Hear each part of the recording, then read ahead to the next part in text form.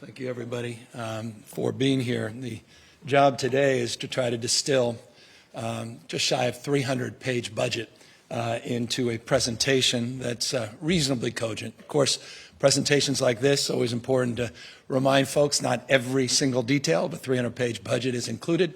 Not everything that's omitted is secondary in terms of importance as well. So I want to reinforce my depth of appreciation to everybody that prepared this budget, particularly Keely and her entire team, to HD, and all the hard work that he's put into framing the core components of this budget, to the team that is assembled here today, led by Jim and Ana Montesantos, and of course my wife, who also worked on many components of this budget as her personal passions and our collective personal passions as a state are represented in this year's 2022-2023 budget.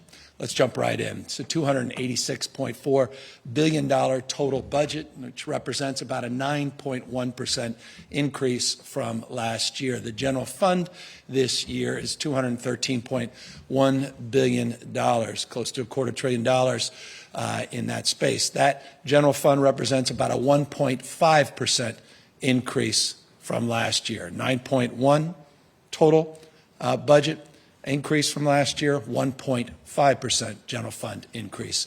Importantly, we begin, as has been the case the last few years, focusing on our commitment and resolve to maintain a strong fiscal foundation here in the state of California. I say this often: you do not need to be profligate to be progressive. We have the capacity to invest in our growth engines, invest in the future, as well as making sure that we prepare for the uncertainties that the future presents. As you see here, the budget reserves, the highest they've been, $34.6 billion. We now have close to $21 billion in the rainy day fund deposit. The school stabilization reserve, which we'll talk about more in a moment, it's close to $10 billion. Just consider last year in the January presentation, I proposed last January a $2.99 billion school stabilization reserve. Now we're proposing a $9.7 billion school stabilization reserve. You see the operating reserve, a familiar number, around $3.1 billion, and the safety net reserve close to $1 billion at $900 million. The retirement liabilities we are working hard to address, as many of you know, and these are numbers, I think they go to June 30th, 2020, don't quote me, but these are roughly the last available estimates of unfunded liability. PERS in that $63 billion range. The state component of our STRS unfunded liability around $31.5 billion. That's the state component. And so our commitment is to make sure that we invest a supplemental payment, invest those dollars now, and I say invest because the ROI, the return on these supplemental payments in terms of reducing over a 30-year period those unfunded liabilities is significant. As you know, in 2017, 2018, about 4 years ago, those supplemental payments began at a whole nother level, with a whole nother level of intensity and intentionality. $12.7 billion of supplemental payments have been committed over the last 4 years, $3.9 billion this year. And by the way, that $3.9 billion, that includes $56 million for Smith. As you were, for those that are paying attention, you may have lost you just on the Smith frame, the $56 million. A additional $365 million payment will be for unfunded health care liabilities, and the remaining to PERS specifically, which is $3.5 billion. But that's the $3.9 billion this year. And then a commitment over the forecast period. Remember, the budget we submit today is not only balanced as it relates to our next fiscal year projections, but balanced over the remaining 3 years as well. And this is incredibly important. The old days of doing business, we weren't balancing into the future. We are balancing with the future in mind, and this forecast period, this multi-year budget presentation here today incorporates that balanced budget, but also incorporates $8.4 billion of supplemental investments into our retirement liabilities. The surplus projected this year at $45.7 billion. Now that's total surplus, the $16.1 billion of that 47.5. And forgive me, I'll move away from decimal points in a moment, but it's important because I know people are tracking this very closely. Our estimate today of the surplus, and we know that this will change dramatically in the next few months, and that's the purpose of the May revise. But today we estimate the surplus, total surplus, of $45.7 billion. But of that surplus, $16.1 billion is specific to Prop 98. So you could take that away from the $45.7 billion.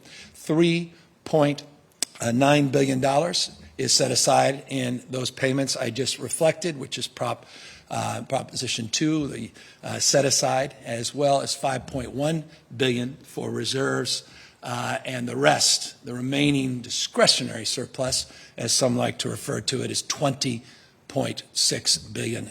So Keely will talk more about that after my presentation, but top line, apple to apple, looking last year to this year, though this year we are in a substantially better place than we projected last January, but after that May revise, things changed dramatically, $45.7 billion.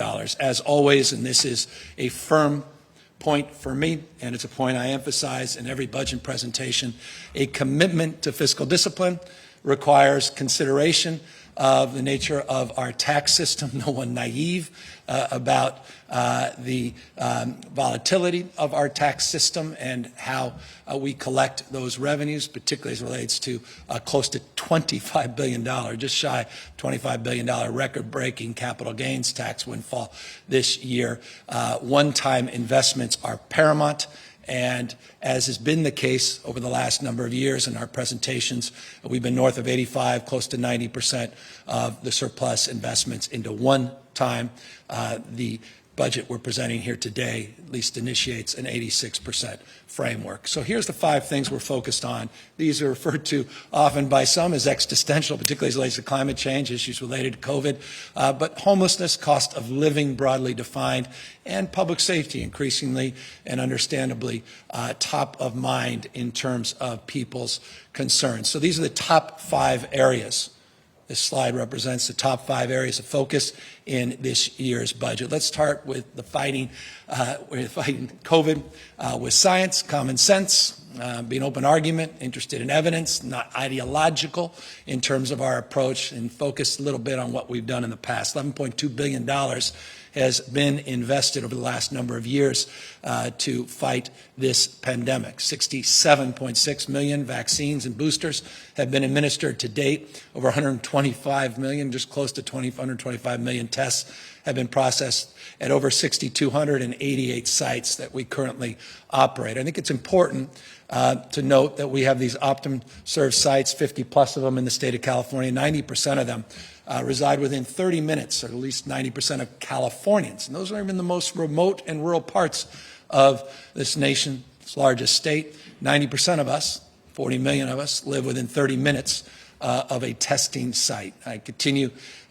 to be proud of our healthcare leadership, leading the nation in safety policies at our public schools, working with our healthcare workforce, and of course, trying to lead by example as relates to being one of the largest employers in California as well, with all state employees and state workers. So the commitment, the goal this year is to do more on testing, get those vaccine boosters, and continue to do what we can to fight this latest surge and issues related to staffing of frontline workers at our hospitals, and deal with just the incredible stress and strain that so many in our system are facing, and the individuals that show up every single day for work against just extraordinary circumstances. And we'll talk more about them and our efforts to support them in a moment. But $2.7 billion, we want to invest about $1.3 billion next year, and I'll go back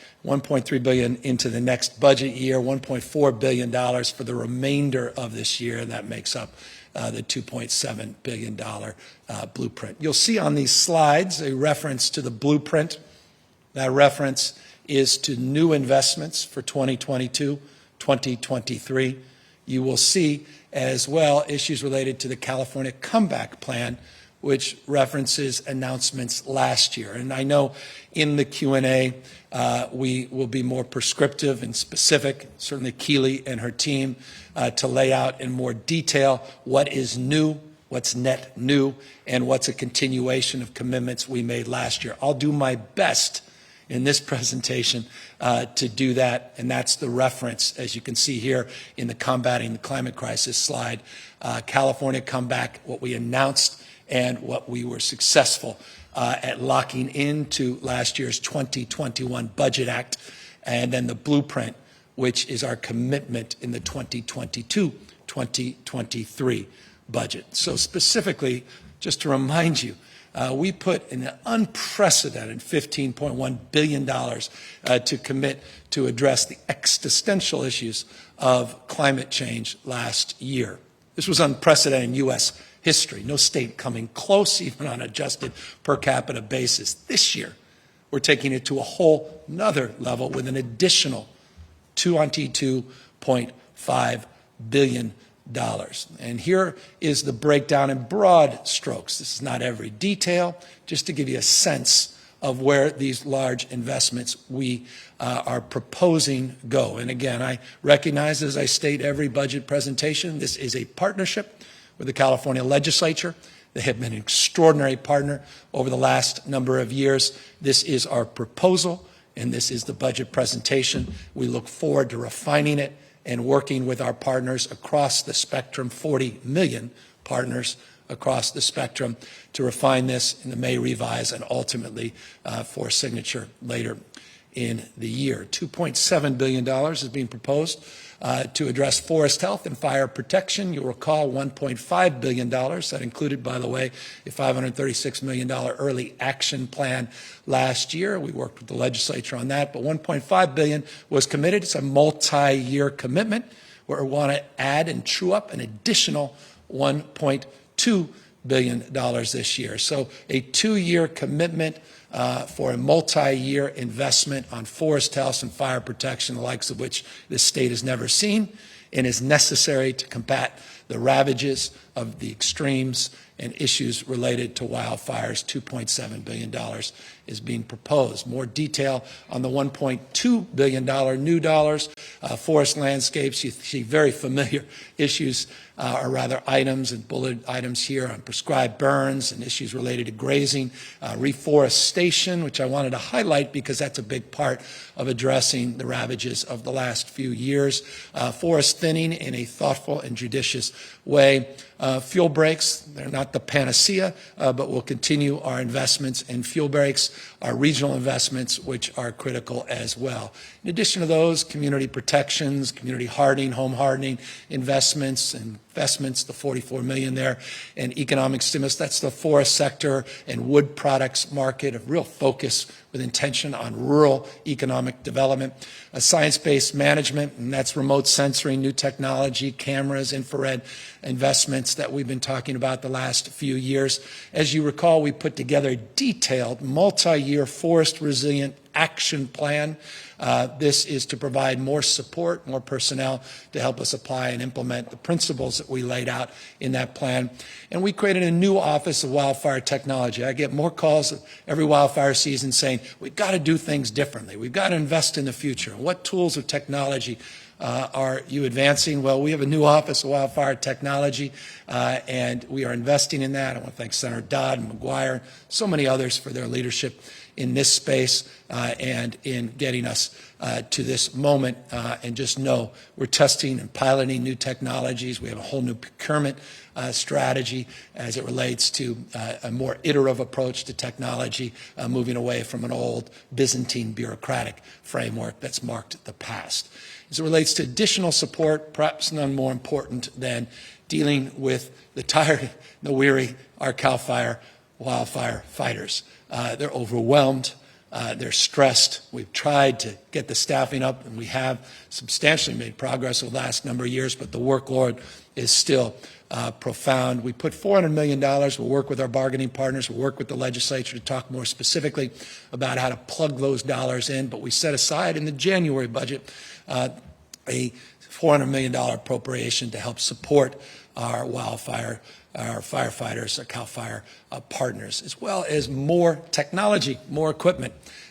Just to remind you, the Blackhawks provide nighttime. These are what we refer to in the lexicon of the firefighting first as Firehawks. These are the Black Hawk helicopters. We don't like talking about Blackhawks in the context of now being Firehawks, but we're going to provide $99 million for 4 new Blackhawks. We've got these new large contracted helitankers, which we're promoting 10 additional contracted helitankers. And you can see engines, bulldozers, new fire crews, all part of, again, a $648 million wildfire package blueprint that adds to the forest resilience work that we referred to in the previous slides. The emergency response will continue to do more in real-time intelligence.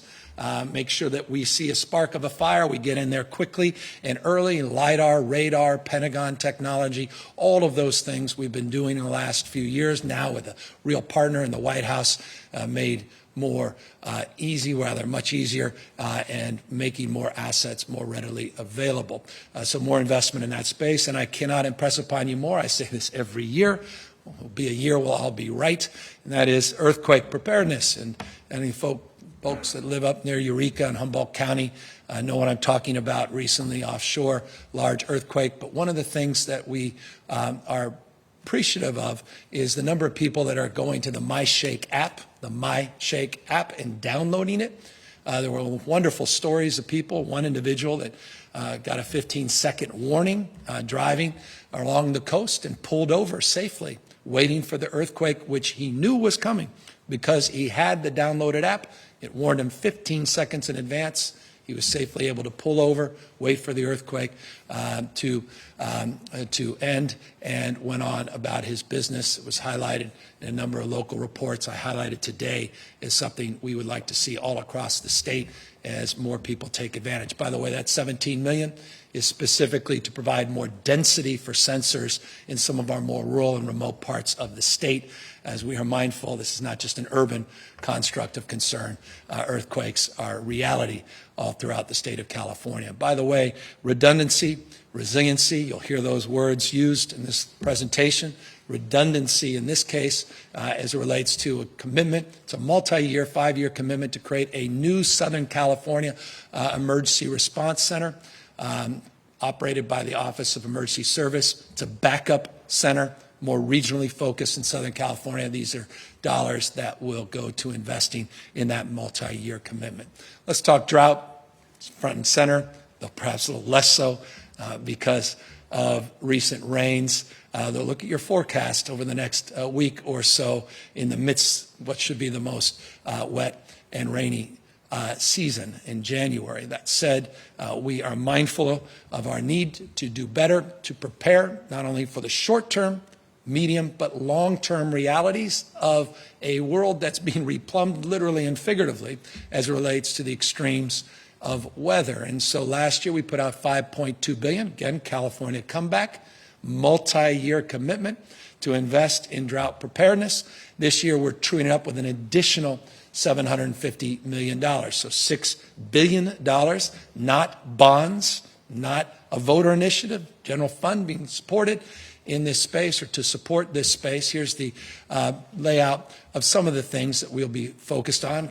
Again, we've got to do more work, all of us, my family included, all of us on water conservation, water efficiency, groundwater recharge and replenishment, continuing to focus on assisting small farmers that are under tremendous stress, some discretion in this budget as well, working with the legislature based on the complexity and nuances and the day-to-day realities of shifting changes and extremes. Some contingency support here will allow us to work with the legislature to fill in the blanks. So $750 additional million on drought. Nature-based solutions. Last year we put out a commitment for a 3-year investment in almost $4 billion. Here's the second year commitment of that $3.7 billion three-year commitment. So of that 3.7, 2.1 we are projecting, or rather proposing, to be invested this year. $400 million for coastal and ocean protection. That 30 by 30, you may recall, we were the first state in the country. I'm very proud of this. Leading effort around the world, not just across this nation, to preserve 30% of our land and water permanently, sustainably. In this state, we want to fund that initiative. We made that clear when we announced the framework, and that's part of the $2.1 billion blueprint in this budget. Community resilience, catalytic projects, a lot of words that mean a lot to some people, a little less so to other people. End of the day, just investments, unprecedented investments in making sure that our wetlands are restored, that we are more capable of dealing with extreme heat, extreme rain, floods, and weather, including, by the way, first in the nation, Climate Corps. I want to thank our team, Cal Volunteers and Josh Friday. Really proud of this. As you know, part of the Build Back Better program, Biden administration is trying to advance a nationwide Climate Corps. We'd love to see it, but until the federal government moves in that direction, we'll continue to lead with investments in that space. And by the way, those investments must include a framework of focus, particularly in urban parts of the state, around extreme heat. Urban, again, not just a coastal construct, Bakersfield, Merced, Lost Hills. You can be in any community in the Central Valley. There's opportunity to take some of these urban centers, for example, Fresno, and do more urban greening. So that's the framework of that $175 million investment. Smart agriculture, that's around issues of carbon sequestration, issues of healthy soils, equipment, reimbursements. You can see here last year a $1.1 billion commitment we made. This is the second year investment, $417 million in this space. Also includes issues related to livestock and methane, again, in partnership with our ag community. Our circular economy is a fancy way of talking about, well, organics and composting and waste and recycling. We are committed to reform our recycling efforts here in this state. You'll see that reflected in that close to 300-page document in more detail. $270 million was committed last year. This is the second year investment, $65 million in that space. And parks. This is important to me, deeply important to my wife, who's made access for all Californians, regardless of income, focusing on disparities as it relates to access. It's really one of the great gifts that we all as Californians benefit from, but not equally. And we want to equalize that access.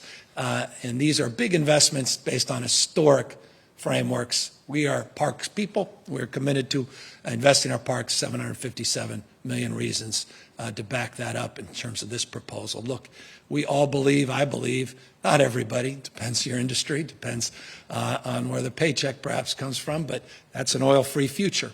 Low carbon, green growth, changing the way we produce and consume energy. California wants to maintain its international leadership. We put a stake in the ground, the first state in the nation to say we will not sell traditional internal combustion engines, gas-powered engines by 2035. You saw markets move, GM, Ford, and others aligning and announcing, and now increasingly not just our own federal government, but governments around the rest of the world. This is dramatic.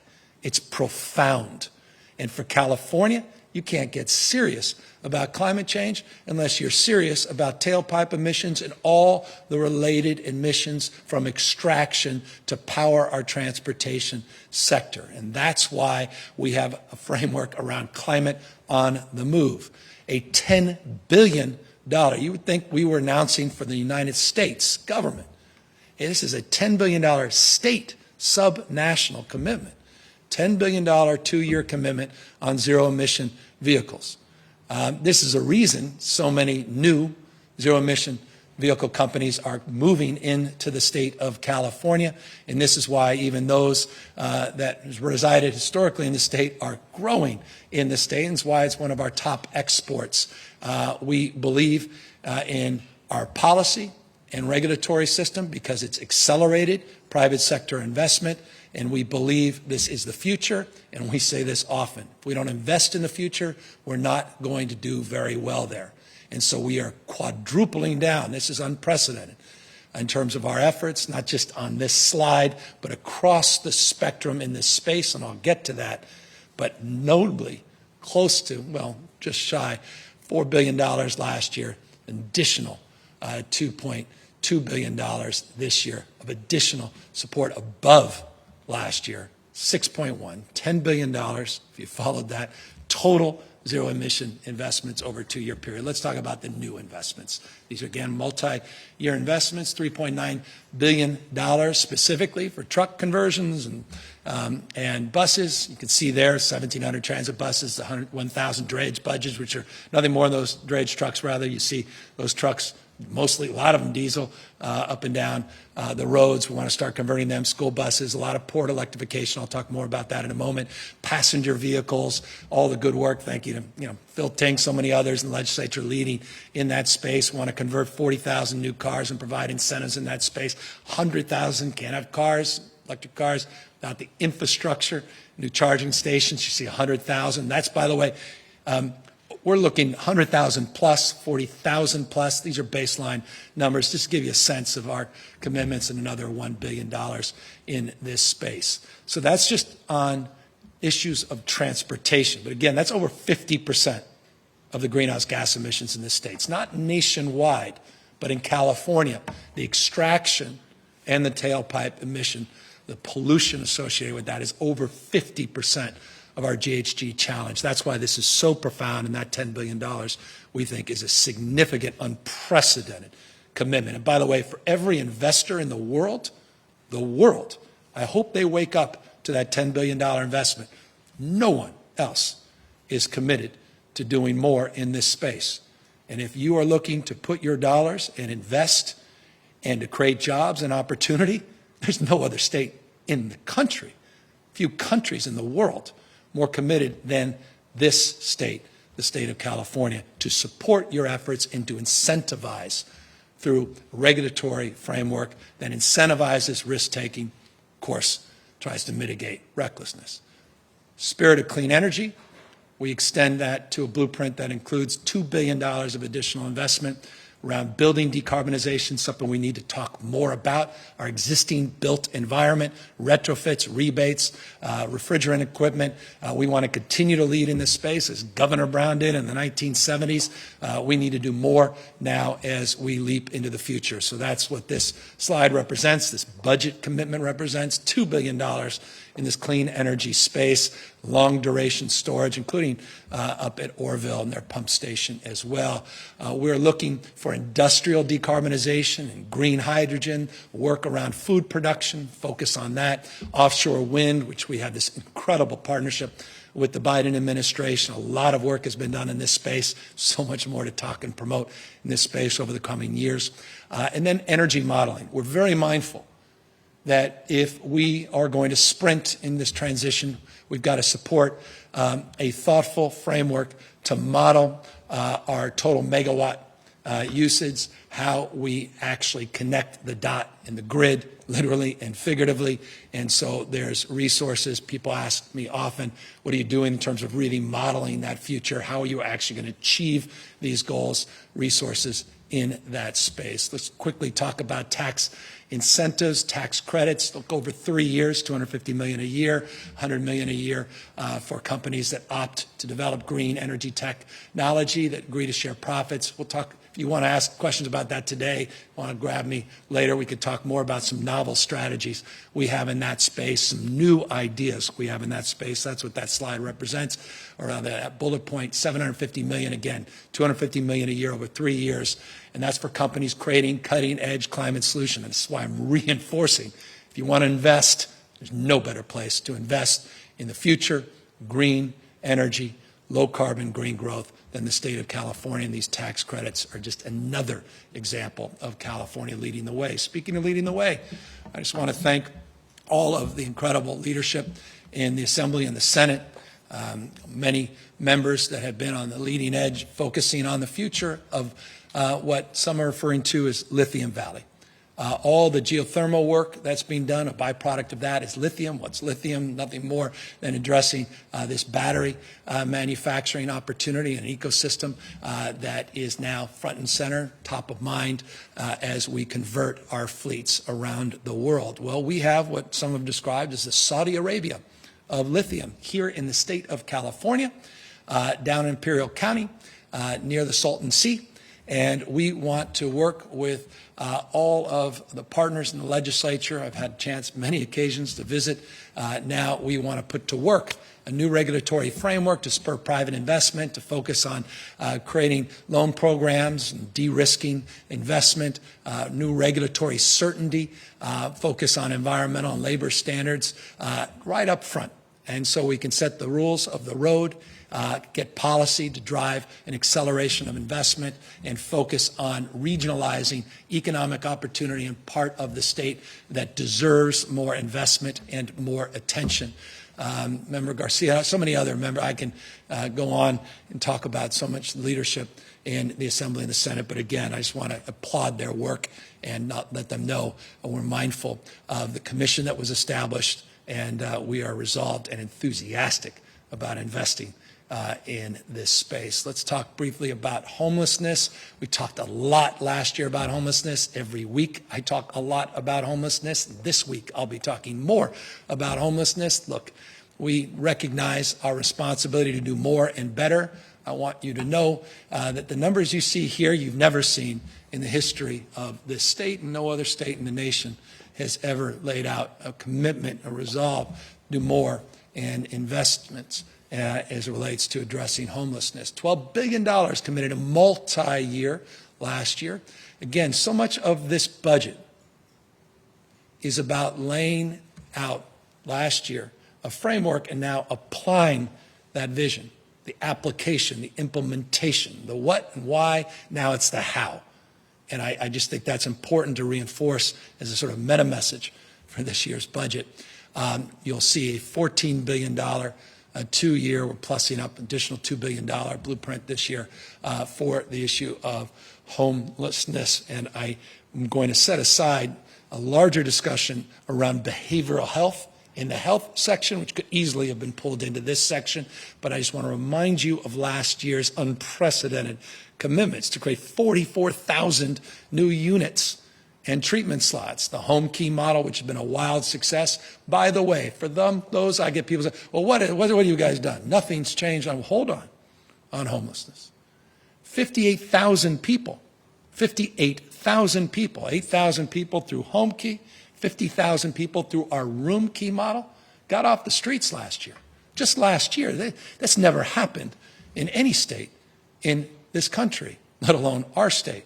Now, I'm not naive. I see exactly what you see, and that's the need to do more and better, because we still have tens of thousands of others struggling and suffering. And so you'll see the multi-year commitment to address those needs, the behavioral health housing, which is the most significant investment since the Reagan administration started to dismantle that system in the late 1960s, 67, 68, 69, and decades that followed. The hotel-motel conversions. Every week we are announcing new acquisitions under home key, more acquisitions under that umbrella at the local level. I just want to applaud all the incredible local partners, the big 13 mayors, led by Libby Schaaf this year, and great work that Sam Liccardo did last year, and all of the other city leaders and county leaders in this space. But let's talk about the new money. $1.5 billion to focus on getting people off the streets, particularly those that are struggling, many dually diagnosed, self-medicating with drug or alcohol addictions, those with behavioral health issues, those that have mental health and substance abuse issues. We have to target what's happening on the streets. And this year's budget, if there's any message I want to drive, it's this next slide message. We want to cut red tape this year, focus on behavioral health, and we are investing investing in 55,000 new homes and treatment beds with this 2-year commitment. So this is this year is the year, and forgive me for being a little off here, that we are also going to tackle something that requires us to be a little bit uncomfortable, and that's conservatorship reform. I want to preview this. If you ask me a detailed question, I'm purposely going to obfuscate in terms of the response, because we want to lay it out in more detail and specificity and build more understanding. But we are leaning into conservatorships this year. We've done a number of things on Laura's Law in the past. We've done some good things in this space, but we are leaning in heavily on what's happening in encampments, what's happening in terms of substance abuse and those that are self-medicating, and what's happening in terms of our streets. 500 million more. By the way, we did 50 million last year for encampments. We had never set aside dollars for encampments. 50 million, 500 million this year. And more investment in that mobile crisis efforts that now will be underway, a new Medi-Cal benefit. I can't wait to talk to you about this in a second.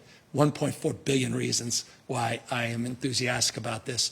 But we are getting out on the streets, holding more folks accountable, and I mean that in a wonderful and enlightened way. That's our local partners. They have homeless accountability plans. Those plans need to be submitted this calendar year. We are not going to fund failure. We're not going to fund folks that don't provide those plans. There's transparency. There's accountability. There's more data being shared. There's a new interagency council on homelessness. There are investments. There's a plan. And there's targeted interventions, short-term, not just long-term, that are a big component of this $2 billion package. And that's why, again, cutting red tape and focusing on treatment slots, tiny homes, interim solutions, not just long-term permanent, is part of the update of our 2-year, $14 billion homeless package. Cost of living. Could spend 2 days on cost of living. Let me try to sum up as quickly as I can. These are just components, by no means complete and comprehensive list, but let's just focus first on health care and trying to address the issues of those that continue to struggle to access and afford health care. I'll just remind you, past actions, no one else in the country, no other state in America has done more in this space than the state of California. It's a point of pride in the last few years in particular. It's a point of pride and passion as well. That said, we're not nearly where we need to go. And that's why we'll talk about our new investments, but just briefly, middle-class tax investments. You may recall the middle-class subsidies we did a couple years ago. No other state had done that. Interestingly, because of Nancy Pelosi's leadership and because of the president's leadership, they are actually now subsidizing that space. So we have roughly 300, Keely will clean this up perhaps after the presentation, but $333 million of savings, because we don't have to fund that middle-class subsidy that we'll be putting into a reserve fund to expand other subsidies. But it's important to remind people that we were the first state to do that. We expanded ACEs screening, dementia screening. That's $135 million over 3 years alone. We launched CalRx and Medi-Cal RX this year, and I'll talk a little bit more about a preview for next year to attack the issues and costs associated with prescription drugs. And we expanded coverage for people regardless of immigration status, young and old alike. This year, here's what we're proposing to do. We struggled last year a little bit, and I'm not shy to say that, and I'm actually really proud because we had a great conversation with the legislature on creating this new Office of Healthcare Affordability to address underlying cost drivers, compliance, integration, again, of primary and behavioral health issues that we all share. I'm looking forward to getting this office done. It's been stubborn. It would have been done before if it was easy. So we are proposing to get it back this year. Here on the CalRx, insulin. So we decided just to chunk this thing down. How can we lay the groundwork to start manufacturing, or at least partner with manufacturers to do our own branded pharmaceuticals? We're just too big not to do that. Private sector uses leverage. We should use private sector considerations to leverage our purchasing power. Now, we've done that with private sector folks that now can join the state plan. That was part of the original CalRx and original executive order that I signed. I think that was one I signed on the first day in office. But we've been focusing on a partnership. You asked me about it. I'm not going to share any details until we're ready, but I wanted to preview it.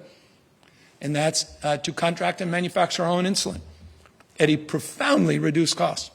I'm so excited about this. Can't wait to share more detail. And full disclosure, I don't think my staff was particularly pleased that I even offered this much information.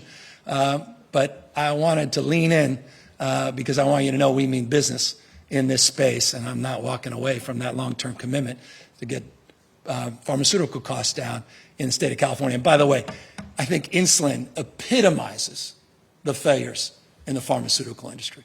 It just, in every way, shape, or form. And that's why we're targeting insulin, and we've got a potential partner, and looking forward to advancing more information in that space. Look, more things we've been doing and things that we're building on this year, part of the California Blueprint moving forward.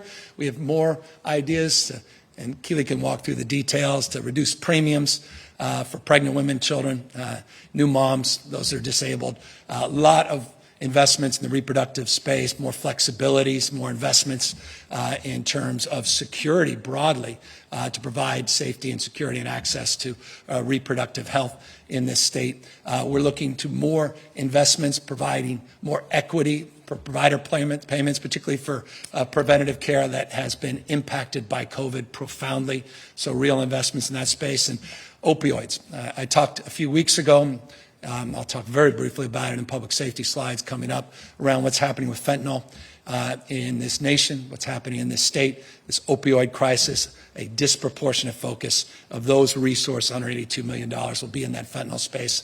And we also will be focused not just on medication-assisted treatment, but also on issues of enforcement. But here's the big one. California is poised to be, if this proposal is supported, the first state in the country to achieve universal access to health coverage.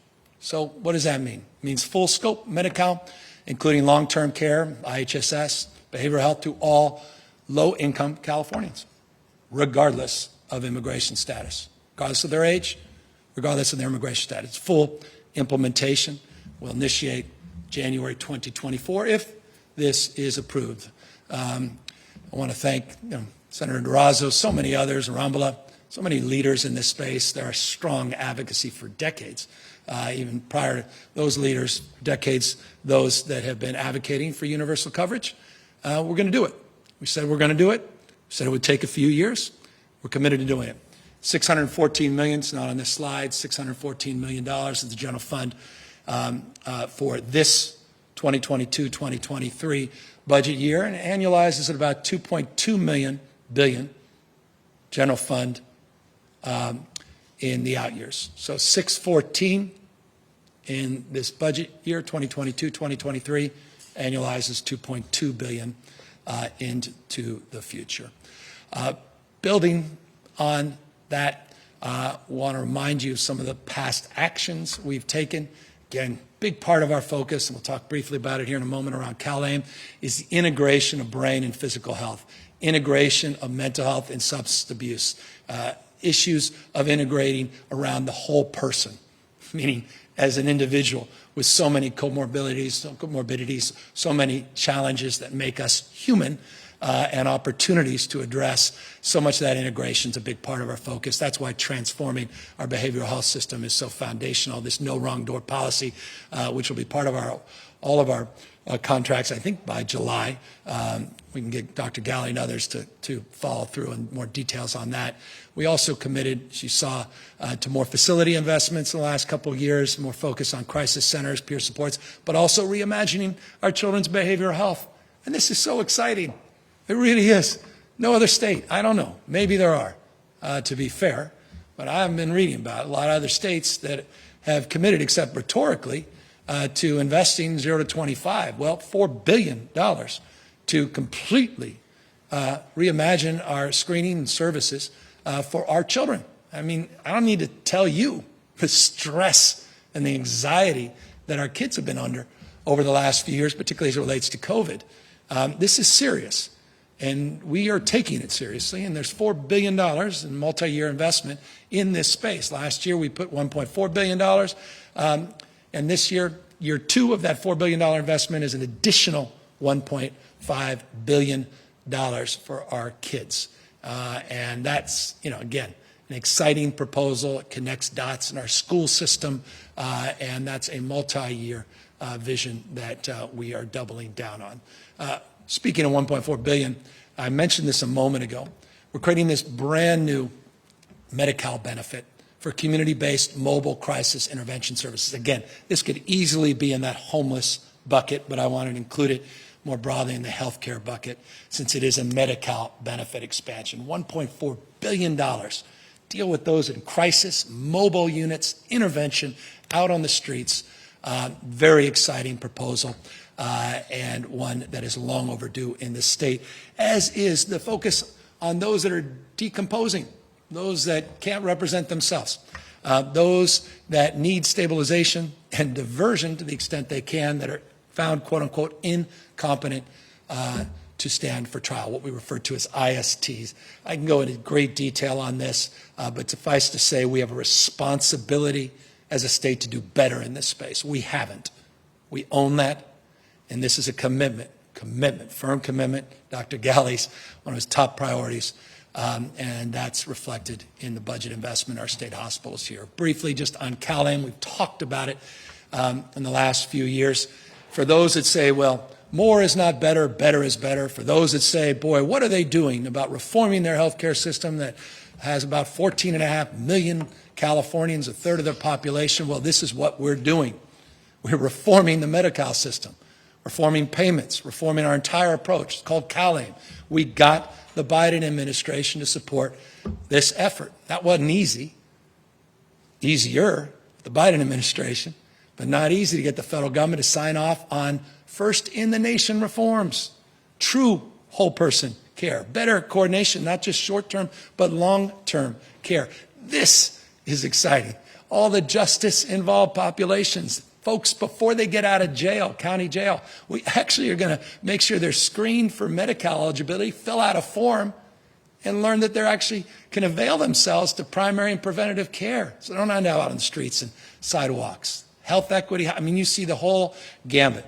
And so this is year two of this multi-year commitment, $2.8 billion this year to move the needle and to advance these, as we love to say, at once in generation reforms. I'm mindful of time, so let me be brief, though housing could take more than a week in terms of presenting what needs to be done and the magnitude of the crisis in terms of costs in this state.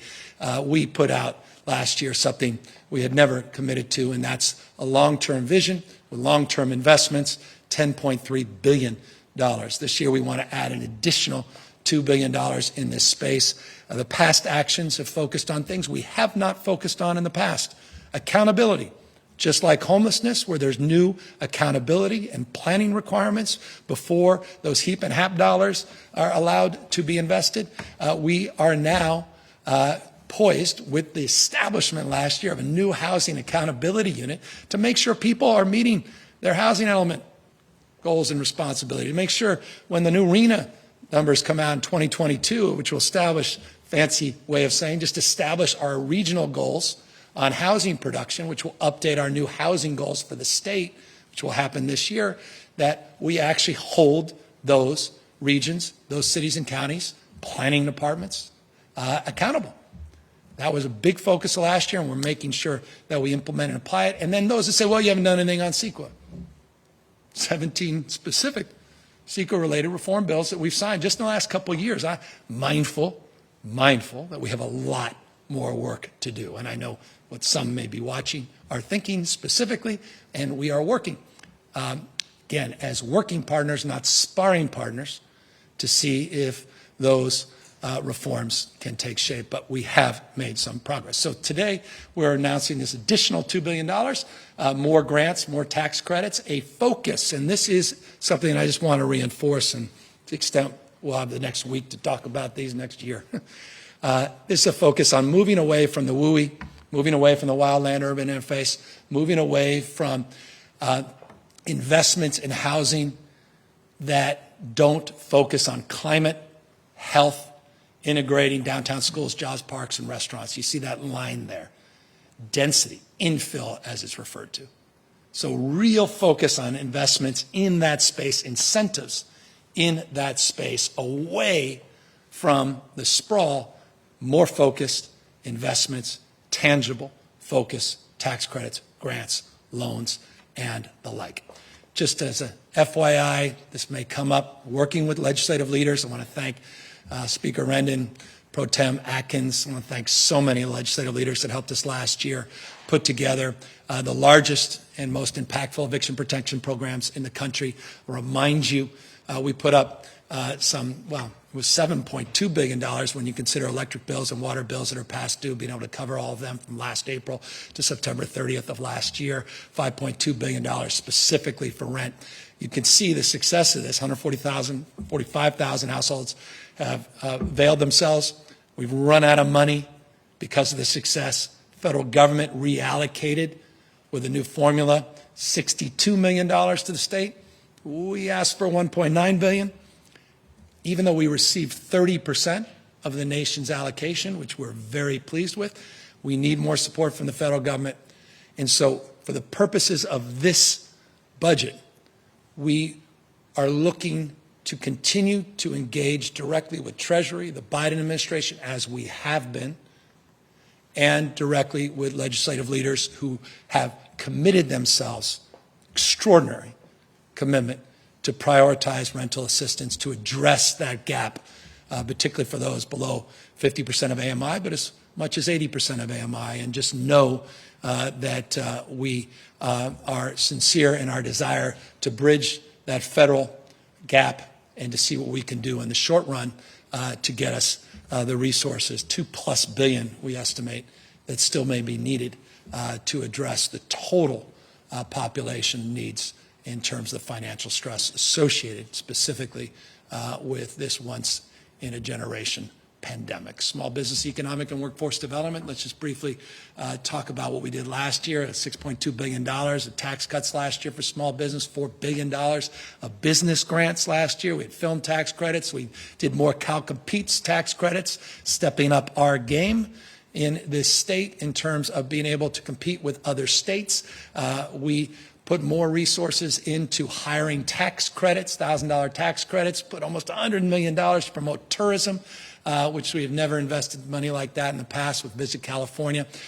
We had loan guarantees, micro business grants, investments for those, regardless of immigration status, in their entrepreneurial dreams as well. All of that, again, was committed to last year. Here's what we're committing to this year. We have a big unemployment insurance debt. Not surprising, every state does, related to this pandemic. We're committing $3 billion over the next few years to pay down that debt. And I want to thank Senator Dodd and many others that have reached out concerned in that space for no other reason than it has an impact, if unpaid, on the issues of payroll tax. We put $1 billion in new loan guarantees out this year, $500 million to conform. I got a number of calls from Restaurant Association, local, not just statewide, wondering, are we going to conform with the venues and restaurants on their conformity with the federal government? We are. We're committing, we estimate, roughly $500 million in that space. We have a new venture capital program for underrepresented entrepreneurs, even though we dominate in venture capital, more venture capital last year than any previous year. There's still many underrepresented entrepreneurs that are not getting that entrepreneurial support, and we want to provide those dollars. And then we put $150 million. This number may move. Look forward to working with the legislature on this for extending the grant program. This is roughly the estimate of those that applied, but the money ran out.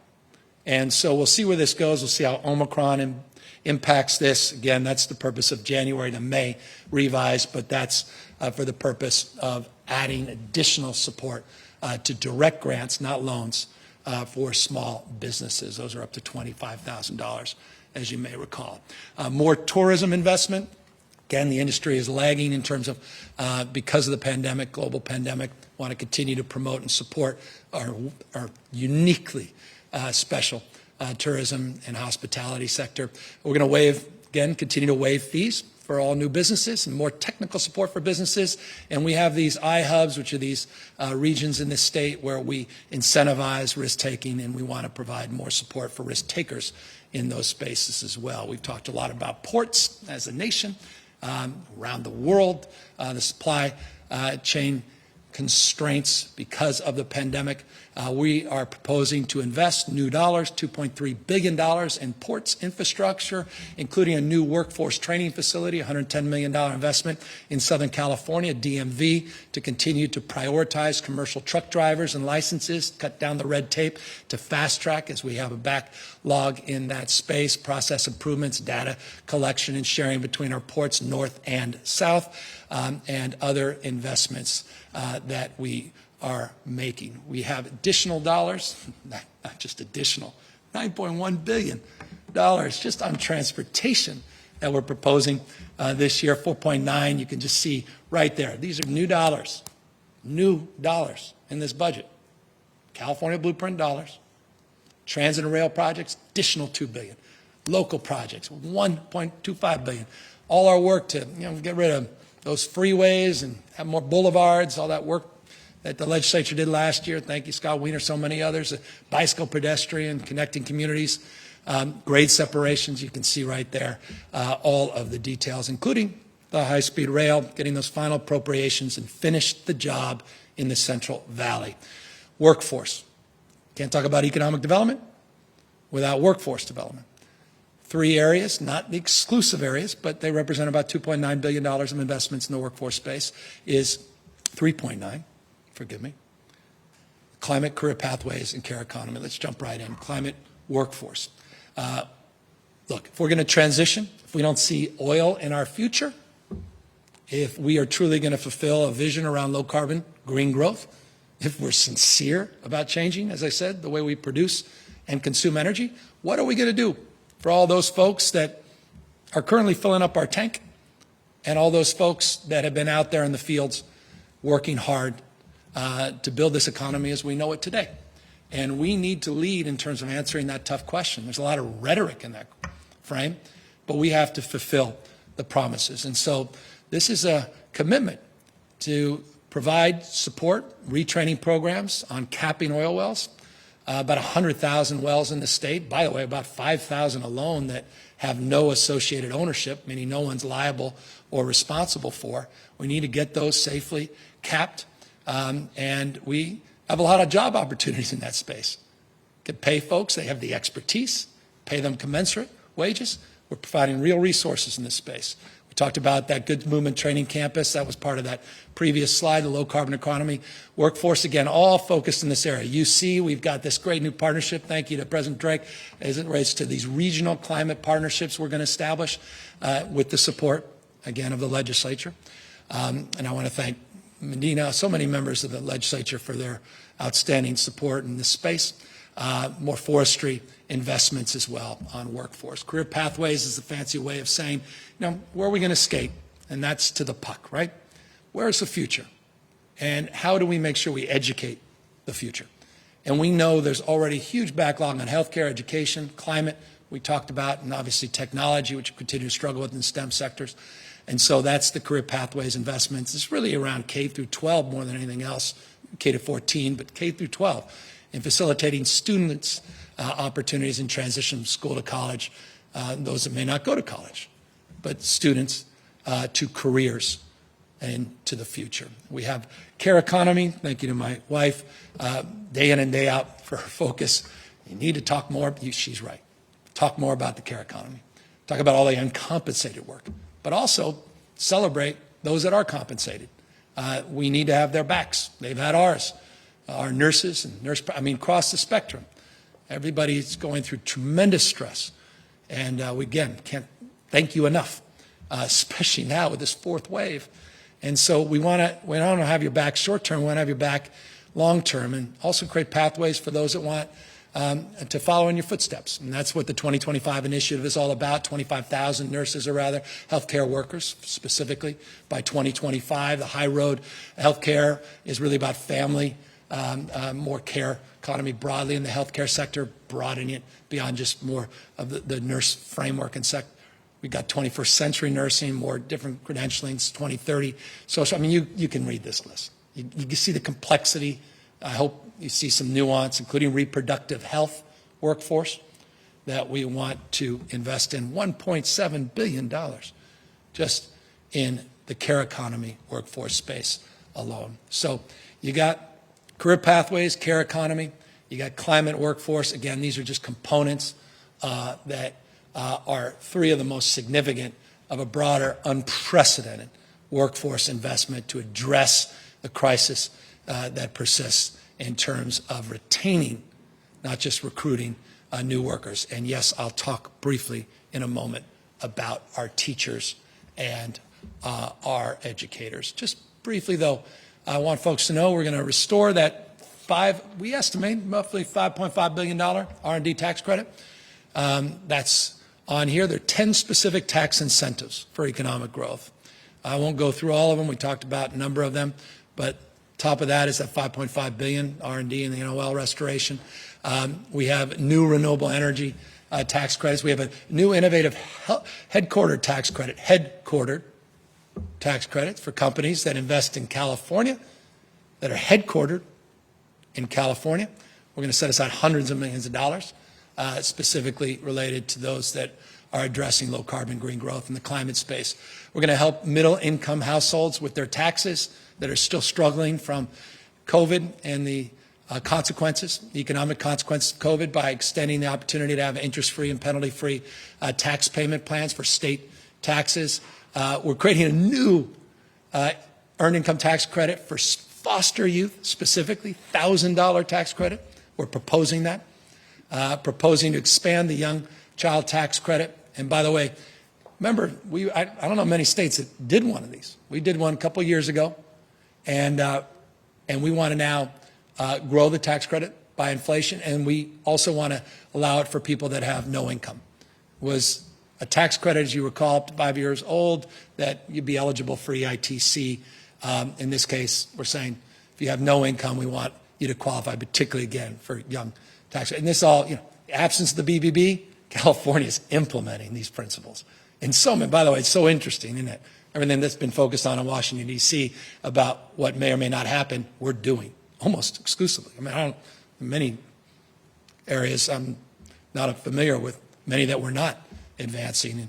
And we're also, by the way, going to advance a modest, I don't want to overstate this, but it's a $523 million gas tax holiday of sorts, recognizing that we have about a 5.6, Keely, you can clean this up if I'm off, but I think it's about a $523 million impact. We're going to backfill it in terms of the tax itself to transportation projects so that there's no direct impact to investments, but it will be a direct impact by avoiding that inflation adjustment that comes in July of next year to increase the gas tax.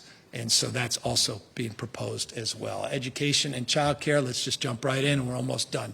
$102 million. It's the highest per pupil Prop 98 investment in history. You can see it for yourself just on this slide. $21,000, almost $21,000 per pupil total.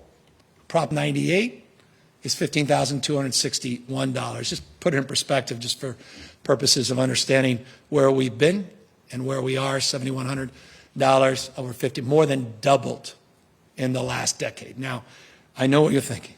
If we're going to double an investment, we want to see reform. We want to see outcomes improve, and I could not agree with you more. First, though, we want to just know what everyone asks every year, what's the COLA for the LCFF? And if anyone knows what COLA is, it's cost of living. If you know what LCFF is, you win the bingo prize, local control funding formula, well known up here, but we tend to talk to ourselves. Just know that that's more discretionary dollars for public education and educators. There's every educator in the state going, we like that number. It's not insignificant, 5.33%. But let's talk about the reforms, not just the money. I made this point last year. We got to reimagine the future. And if you're going to reimagine the future, you got to begin at the beginning by making sure we invest in the future.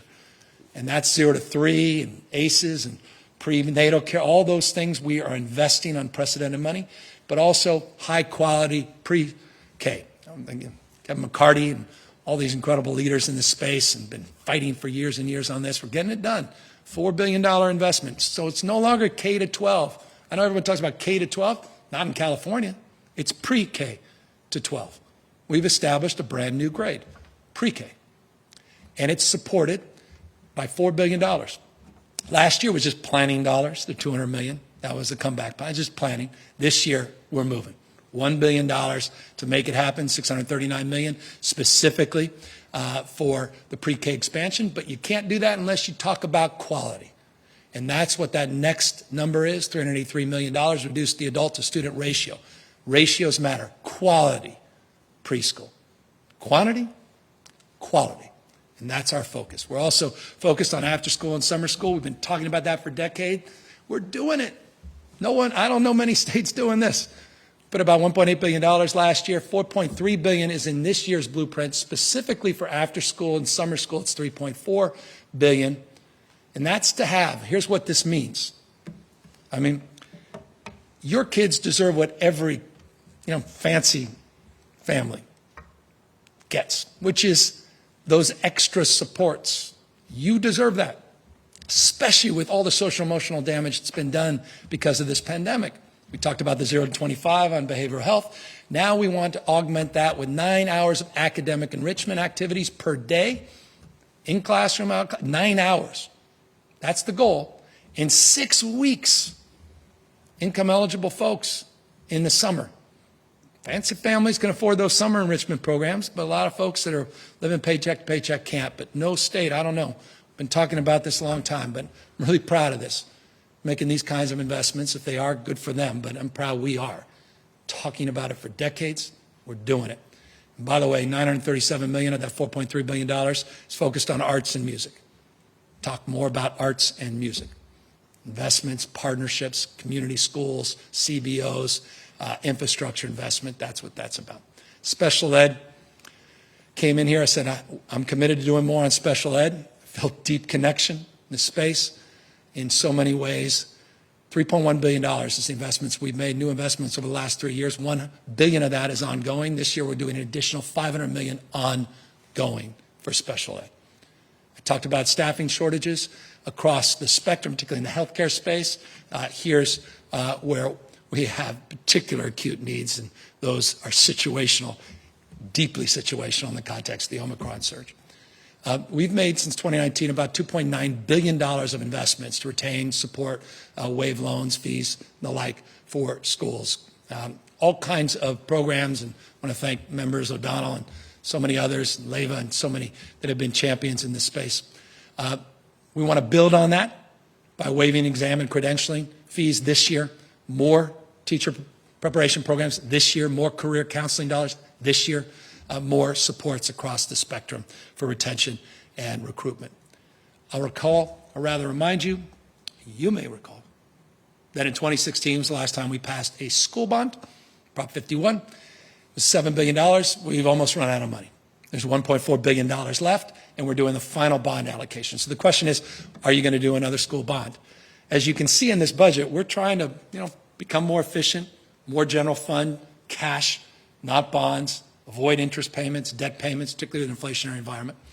And so we're working with the legislature, and I know a number of legislative leaders are active in this space, and I want to congratulate them for their strong stewardship and leadership in this space as we figure out how to bridge, or rather, as we move forward and make a determination of whether or not we will go this year or in the next few years on a new bond. We want to bridge that, and that's what the $2.3 billion general fund in the California blueprint proposes to do. It's a 2-year commitment, keep the dollars flowing. That has profound impact on development fees. We can go into the details of that across the spectrum. Work with the legislative leaders to figure out what we want to do in this space, but we're proposing the January budget, additional $2.3 billion on top of the $1.9 billion of proceeds that will come from the remainder of the Prop 51 bond. As it relates to transportation, just briefly, and I'll be turning the page here in a moment, Q&A. School transportation. Most of our school buses, old diesel buses, we want to get rid of. All of the goal is to fully electrify the entire school transportation system, reimagine it. And so we're putting $1.5 billion in this year's budget in this space for charging stations and electrify that school fleet. Again, these are big investments. We'll have to do more in the future, but we're very excited in this space. Senator Skinner, thank you for all your strong support. My wife is passionate about this. So many advocates. We don't talk enough about this. The Trump administration went backwards. They were arguing for forgive the, we're proud of this. And I want to just thank the legislature for their incredible leadership. 2 free meals a day, removing stigma. I can't tell you how many people come. I cannot tell you. In fact, Jen and I had over the holidays someone come up to us, and she started crying because she talked about when she was a kid, she was so embarrassed because she had a different color card because she was poor and got subsidized meals. And people started to make fun of her, looking differently at her. That stigma is real, not in the future. We're going to paint a brighter future where we destigmatize these low-income meals, and that's what this investment's about. And again, Senator Skinner, thank you for just being a great champion on this, and almost $600 million this year to make that real. School kitchens are a big part of that because we want to connect farms and schools. I mean, here we are in the most robust agriculture of the state, and you're thinking, why are we? You're producing all that healthy product across the street. Why can't we start to connect the school? We find out we don't have the kitchens and we don't have the infrastructure. So $450 million a year to start building that infrastructure. And again, the farm to school investments is just around seeding a healthy consciousness and building those partnerships with our ag community, with our small farmers. Literacy, big thing for me. You, all of us should be. You want the biggest predictor, the future. You've heard all the legendary studies about determining populations at corrections on the basis of third grade reading levels. As perverse as that is, there's some truth to those studies. You can see the work we are committed to this year, close to $800 million for early literacy and a spectrum of supports, and we think none more impactful than literacy coaches and reading specialists. We've looked at best practices across this country, and we believe this is the gold standard, and that's where we'll be investing some real resources with, again, the support of the legislature. Higher education, I've been working on this for, I think, since I was lieutenant governor, talking about a multi-year framework. Some folks shudder at multi-year frameworks. There's been some legendary multi-year frameworks that haven't worked so well in the past. But we have been working with our education partners, CSU, UC, and community college to see if we can come up with a new multi-year framework, and we have.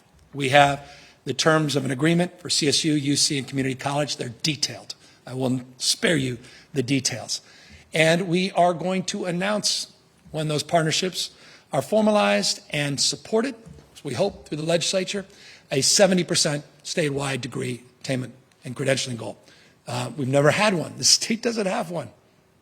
We will if we are successful in implementing some of the core tenets of this budget. So we worked hard on this. I'm excited to share it with you. I'm excited because it's about access and alignment. It's about closing equity gaps.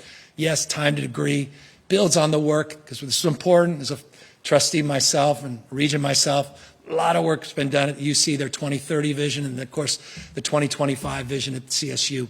And it's all about more Californians getting in the UC and CSU, more enrollment, more opportunity, more alignment, better utilization of our dollars. Here's the commitment, $1.6 billion for community college. You see the cost of living adjustment there, similar. It's part of the Prop 98 guarantee after all, 5.33%. You'll see a number of supports that we think are timely and important that have been strongly advocated by members of the legislature, and I want to thank them. So many members, legislature, advocating for components of this. And again, forgive me always not sharing the leaders' names as often as I should. You know who you are. Thank you again for your incredible leadership in this space. $537 million will be going to the CSU with the support of the legislature, $304 million ongoing, and then new dollars for 9,434 new slots, close to 10,000 new slots as part of this budget. One-time money, including a Bakersfield Innovation Center, Bakersfield in Kern County, at the center of this transition to low-carbon green growth. Remarkable CSU. Been there on a couple of occasions recently, notably around COVID and their testing work, which has been incredible. $83 million investment there. Farms, We have these incredible CSUs that connect the agricultural community specifically, that do incredible research on healthy soils and soil sequestration, all these wonderful things. We want to invest in those partnerships, all part of the CSU blueprint. Again, these are 5% base increases. In the past, you've seen nothing, cuts, maybe 3%. We're talking 5% now base increases. UC, by the way, home to 70 Nobel laureates since 1934. 2 in 2021. Eat your heart out, every other state and nation in the world. Proud of that. UC. $308 million ongoing, $200 million, the 5% base increase, and yes, an additional 7,132 slots, so 16,000 new slots, new students in the UC and CSU. You'll see the one-time investments there around climate initiatives, deferred maintenance, great work that UCSF is doing on early literacy as well. Cost of attendance, always important. People talk about, well, you did community college for free. Yes, we've done that. We're not debating that, like the Build Back Better plan. But someone referred to it as free like a puppy. And as someone with 2 dogs, I now know what they mean. It's a full cost of attendance, not just the cost per unit. And so we are looking at reducing the cost of student housing. Great work's been done in the legislature. I want to thank you. We did $2 billion commitment last year. Here's our blueprint commitment, year 2, $750 million in that space. Thank you to everybody who's advocated in the Student Aid Commission for doing more in the middle class scholarship, an additional $515 million in this space, specifically to address the full cost of attendance concerns. And here's a big one, is Ana Manzanos. She's very proud of this in my office, and she should be. 170,000 people, we anticipate. 170,000 people will have access now to expanded Cal Grant awards through the expansion under the Student Aid Commission in terms of the budget we're putting in this space. And yes, we're going after the textbook racket. You know who you are. It's usurious and outrageous what you charge and what you've gotten away with, just like those phone contracts at CDCR. There are a few areas we're going to continue to stubbornly work. And if you're an entrepreneur, focus on textbooks and focus on costs associated with telecommunications at CDCR. You'll find tremendous opportunity to create competition, which ultimately drive costs down, which is needed in this nation, not just our state. College savings accounts, first in the nation, 3.5 million people getting some that over half those students' parents don't even have, and that's access to checking and savings in their name. The dignity that comes with that, and the opportunities that will come from that, not only in terms of a college-going mindset, but the ability to look at financial literacy and look at themselves from a wealth creation, not just an income perspective, completely differently. We're very excited about this. Thank you to members like Nazarian and others for their leadership in this space. $170 million ongoing for all new first graders. We want to keep that going. We didn't want it to be episodic, not one time. Child care, 200,000 child care slots is the goal. We're 73% of the way there. It was a multi-year goal, but because of the fierce advocacy and Leva and Friedman, so many others in the legislature and that have worked so hard in this space, we are committing additional $824 million in our blueprint to get close to 75% of the goal. More infrastructure investments, and yes, rate increases for child care providers, $373 million, and focus on child care deserts. So we look forward to working with the legislature to address whatever nuances of consideration, but very, very excited about the investments and the multi-year commitment in the child care space. Again, something we're talking about as a nation. We're talking about the economy. Child care is economic development. It's about whole person care. It's about the parents' agenda. It's about a 2-generation agenda. You invest in the parents as you invest in kids. You can't just invest in kids without investing in the parents, and that's what this parents' agenda you've been hearing about for years and years. Here's just some brief top-line investments. I mentioned the ACEs screening, more equity payments for prevention, focused on new parents, pregnancy, focusing on Medi-Cal premiums. This is at $53 million. You got a lot of working moms, about 500,000, that are making income that's just slightly above the Medi-Cal levels for eligibility, and then they don't get Medi-Cal. That's a disincentive, so we want to true that up and fix that. And then here's an interesting one. The home visiting, I'm a big believer in home visiting, particularly as it relates to black infant care. We're going to go from this number, cares about these numbers, 3,700 families to over 6,000 families will be served if we're successful in getting this investment through the legislature. 7.1% increase in CalWorks benefits been proposed this year. As I noted before, the Untitled Tax Credit, cost of living adjustment, then inflationary adjustment, and then it'll be eligible for people regardless of their income. Let's briefly talk about keeping our streets safe. And I say briefly not because it's not critical and important, it's foundational.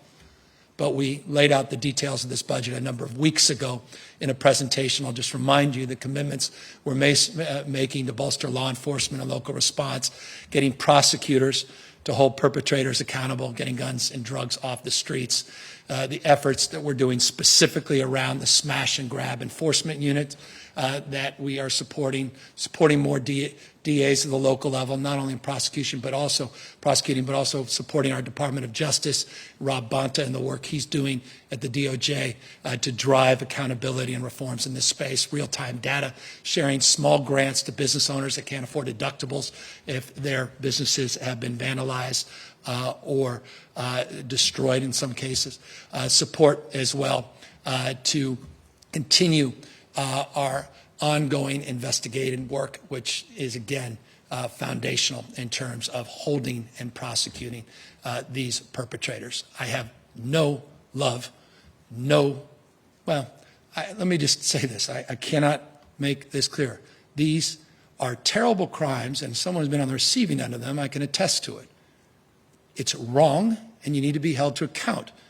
And we have to hold people accountable for breaking the law in these organized ways and threatening not just these businesses and our business community, but threatening our sense of safety that's foundational to any thriving society. And so forgive me for, again, being a little more intentional in terms of not only our focus on this, but also a little bit more pointed in terms of my condemnation of these activities. And let me just conclude by thanking so many mayors for their work and stepping up in this space.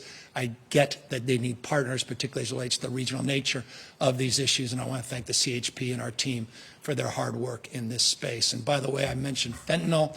We have worked with the National Guard in intercepting fentanyl at our southern border. We'll continue our work in gun buyback programs as well as our nation-leading efforts on gun violence research, despite the National Rifle Association's latest missive and lawsuit. What can you say about the NRA? I'll close on this, and this is the end. We are committed to efficiencies. Make no mistake, we committed to 5% efficiency when we had the budget deficit. That doesn't mean we back away from that. In fact, we are committed to making those efficiencies and redundancies permanent. We're creating a brand new creating a new division focused on sharing best practices around transformation and excellence in government operations. If you want to come into my office and know what really gets me enthusiastic, it's these conversations. I get that we have a lot of work to do in this space. It's a flywheel. It's going to take a number of years. There's been a lot of focus on COVID that I hope soon we can transfer to the focus on procurement and IT and issues related to modernization. That's reflected here as well. Yes, we are already in a hybrid workforce, providing the flexibility, still providing accountability, transparency. Just so you know, 667,000 square feet has already been relinquished of lease space in the state. And we're not going to turn back. We have a goal of reducing our leased space by 20%, and I hope we can exceed that. We've focused a lot on EDD in the last year. We're going to focus more with investments this year in DMV. We have not taken our eye off the DMV ball. And no, yes, we are looking at all these lease revenue projects, these capital projects. Just to give you an example, I just pulled that off because I thought it was interesting. We have 300, this is just 4 projects, where we're swapping lease revenue bonds for cash, and we're going to save the taxpayers $355 million. Gives you an example of some of the work we're doing to, yes, make government more efficient. I'm not one of those more is better guys. As I said, better is better, and we need to be accountable.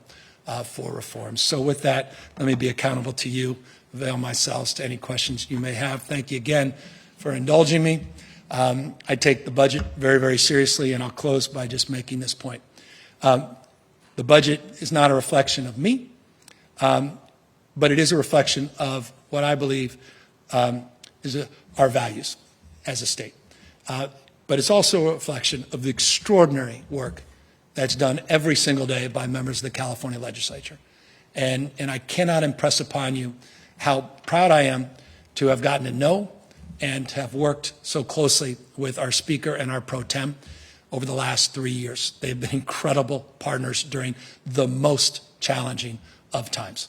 To our budget chairs, Bill Ting, Nancy Skinner, thank you for your incredible leadership and stewardship reflected in so many of the items and values that we're promoting yet again here this year in the budget.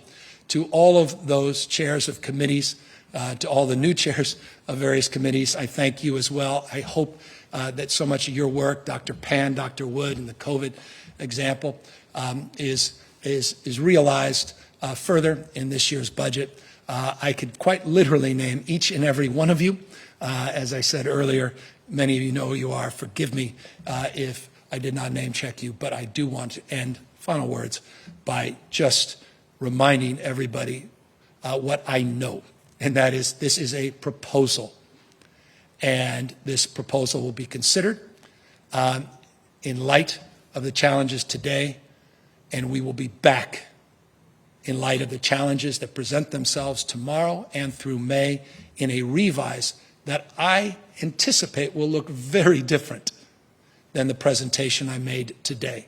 So if you are concerned about issues that were not included, know that we maintain an engaged, focused effort to continue to listen and to iterate and to work with our legislative partners to get to a product that we all can be proud of. We did that last year. All the confidence in the world. We'll do it again this year. Happy to answer any questions.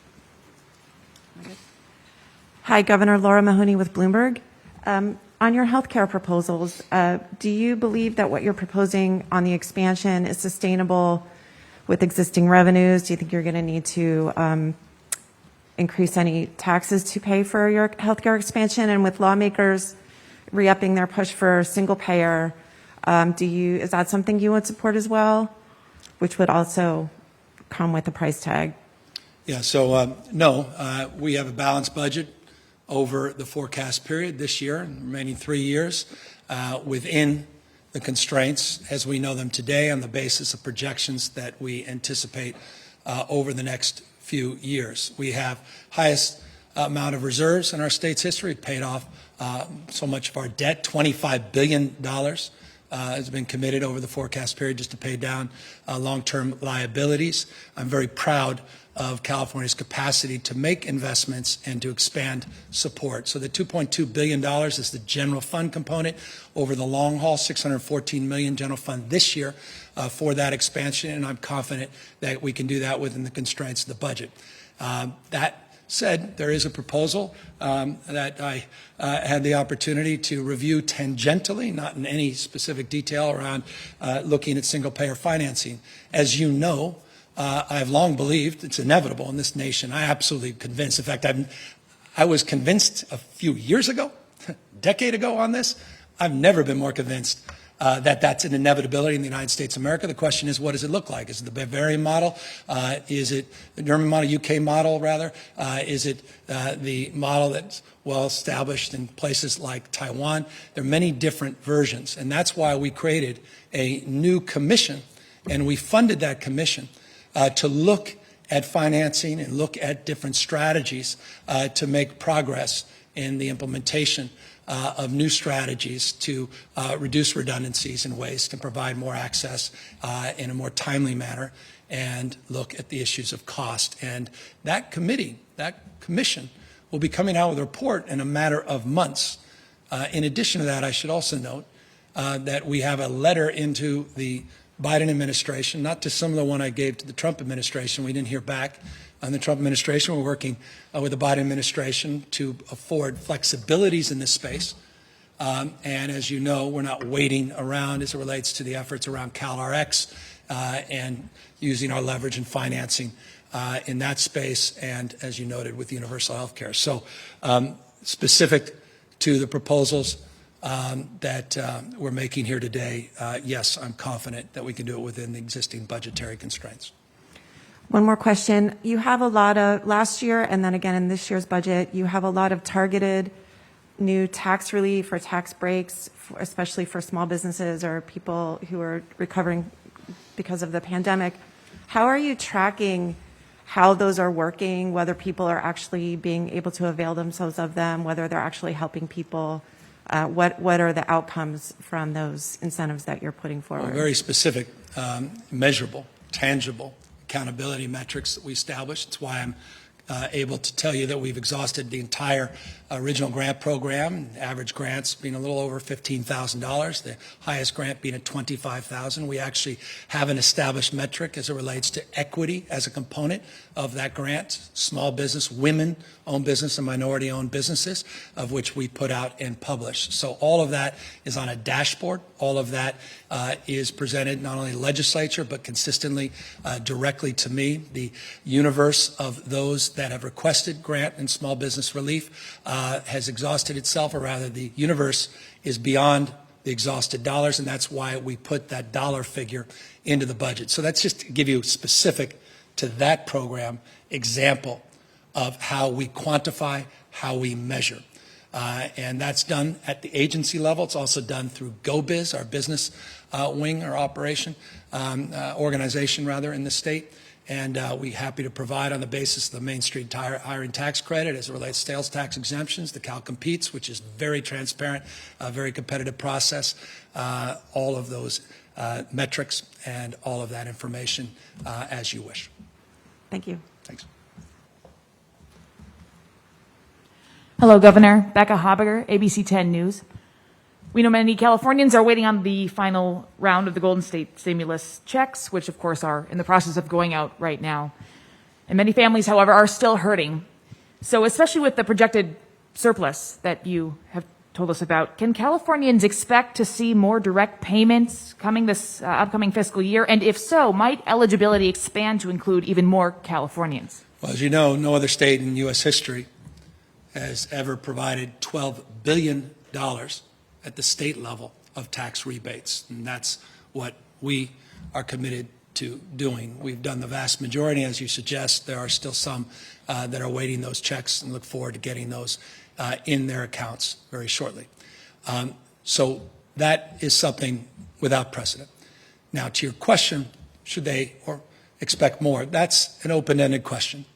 I am currently, and this is a question perhaps you'll be asking later to our budget team, but let me respond before it's specifically even asked. We project on the basis of the January budget that we will exceed what we refer to as the GAN limit by $2.6 billion. Now, as you may know, that $2.6 billion, half of it roughly goes to education. The other half has to go back to the taxpayers. So that's a more specific response to your question about potential tax relief or contributions of excess tax revenue going back to the people of the state of California. Now, the reason I didn't highlight that is that number will that number will substantially, most likely substantially change between now and May. And so we are awaiting more contemporary information and data, more reflected of what is currently happening before we had to put this budget to bed to ultimately make that determination. My sense is, to your question, that yes, there likely will be substantial contributions back to the taxpayers. What form they come in, we'll work with the legislature, and to what degree, in terms of total amounts of dollars, will be determined more closely in May. I also want to note, it's important, I know many people believe that our reserves are not as high as they should be. I agree with you. But I hope they also would agree with me that in order to get those reserves where they need to go, we need a constitutional amendment to reform our reserve system. And right now, I'll give you an example. We reached the 10% constitutional threshold, and there's an additional $2.4 billion pursuant to the Constitution that needs to go for infrastructure investment. That's a good investment, but for those that would prefer those dollars to be in that account, it would require some changes to the Constitution that are much more nuanced than what I'm presenting. But the GAN limit, the constitutional caps, all of these things will become, I think, more clear, will be indeed more clear in the May revise, and will be more specific in terms of being able to respond to your question. Thank you. Quick follow-up in regard to avoiding hitting the GAN limit. Would you personally be in favor of, if there is that money to give back to the taxpayers, having that come in the form of direct payments to families rather than, say, investing further in education, but giving it to families in those direct payments? Well, I'm very proud of the education investments. I think there was a lot of wisdom in maintaining that space. We still have a lot of work to do in the education space, as you know, and I know, and every family in this state knows, in providing choice. And so much of our budget is about providing choice before, after school, summer school programs, the choice to send your kids to high-quality pre-K, community schools, enhancements, and all the other choices that we're now availing to families in this year and last year's budget. As it relates to the GAN limit, I am open to reforms and discussions. That said, the frame that is advanced is the one that we are advancing, meaning the rules of the road are well established. And so we estimate January budget, that $2.6 billion, 2.4 above the constitutional cap for infrastructure on the basis of the reserves, will be set aside. Again, May, it will change, and to the extent we will reform, I look forward to working with stakeholders, including parents and leaders across the spectrum in this state, to determine what that reform should look like. Thank you. Thanks. Hi, Governor. Lizzie Mitri with KCRA 3 News. You talked about investing $12 billion into tackling homelessness previously, now expanding that with $2 billion in this current proposal. But some might argue that they're not seeing improvements in their city. So how can you assure people that these financial investments will actually translate into change that they're going to be able to see in their cities? And when can they expect to see that? Well, I'm not the mayor of California. There are 470 plus cities. It's not an excuse. The state of California had no homeless plan when I got here. There were no investment strategies. There was no comprehensive approach. Now, to give Governor Brown credit, there was a modest contribution of a few $100 million that went to cities and counties for flexibility, something as a former mayor that I was never afforded coming from the state. I recognize, as every Californian recognizes, that the cities are not able to address this issue. And so in the last few years, we've been putting unprecedented, not just pressure, but focus and attention to this issue, and building unprecedented supports for cities and counties. I can't make up for decades. I just joined my third year and been a busy few years. But it's going to be an exciting few more. These $14 billion investments are transformative. Now, I noted, because accountability matters, Project Homekey. I referenced Homekey, and I think it's important for you and viewers to know that Project Homekey came out of thin air. We came up with an idea, put pen to paper, and in 5.5 months after we got legislative approval for $846 million, we procured 6,000 new permanent units of housing, of which 8,000 human beings are now residing. So that's demonstrable, specifically, 8,000 people that would be otherwise in shelters or perhaps on the streets that are now in housing in a matter of 5.5 plus months of being able to draw down those projects and begin to get people into those projects. Project Roomkey became a national model. 50,000+ people, because we master leased or procured hotel rooms in real time, got people out of shelters, off the streets, and into housing. That's why I referenced the number 58,000 people supported just in the last year to get them off the streets and supports they need. That's unprecedented in California history, and at the same time, not even close to where we need to go. And that's reflected in the budgets we announced last year and the budget we announced this year. The difference, as a former mayor, while I may have wanted something for free, as governor, respectfully, I'm not willing to reside over giving it for free.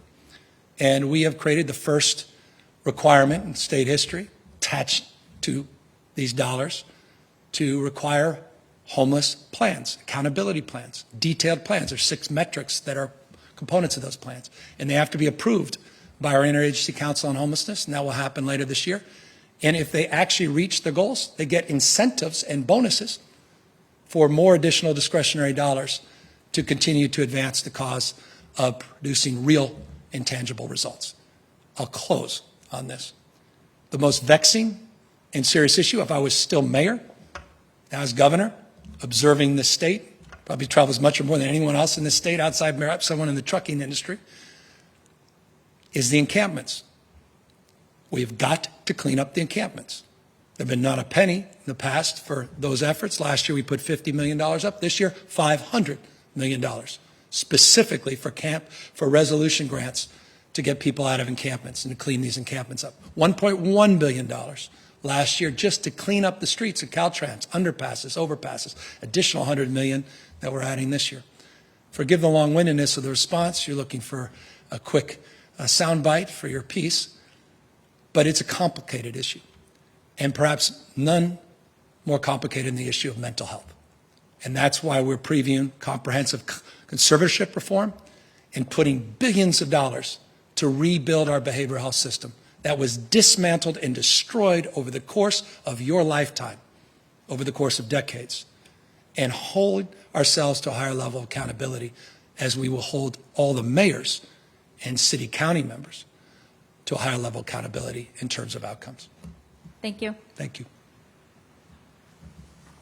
Good afternoon, Governor. Matt Bigler, KCBS Radio. The second priority in your list of existential threats is climate change, Sir. And which is why I'd like to get your thoughts on the new solar rules, rooftop solar rules that are before the CPUC later this month.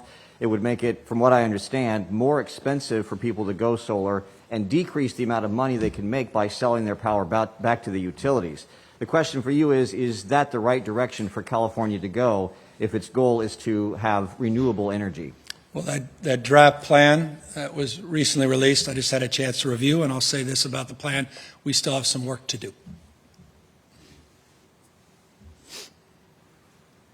Hello, Governor. Adam Beam with the Associated Press. Is there any money in your budget that would pay for people from other states to come to California to get an abortion? And this question, of course, comes as we await a ruling from the Supreme Court that could lead to abortion being outlawed or severely limited in other states. Yeah, now, there's some nuances around existing policies as it relates to those, because we have many people that do come into the state. You're talking about a mass expansion in that space.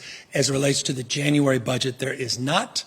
Those conversations are ongoing, and we continue to work with providers, working with the legislative leaders in this space. There are a series of reforms that I enumerated as it relates to reproductive rights, number that you saw in the slides, the number that I mentioned that were not included in the slides around flexibility in terms of medical procedures, but there wasn't a mass expansion specifically to your question in that space in the January presentation and budget that I'm providing and presenting to the legislature.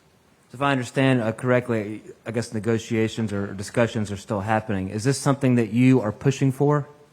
Well, the budget that we laid out lays out my priorities for this moment. A lot of negotiations are occurring across the spectrum of issues. I'll leave it at that, and respecting your question and your follow-up, particularly at a profound time, an existential time for reproductive rights and women's rights. I've said this on many occasions. It's rather extraordinary to me what has happened in Texas and what has happened in the U.S. Supreme Court. And so I feel a great sense of responsibility as a Californian, as a father of, well, not 4 kids, 2 happen to be young girls, to do everything in my power to empower them, empower their rights, their freedoms, and to preserve them, and to maintain California's unique role, and I would argue responsibility, to be a national leader in this space. So I'll leave it at that.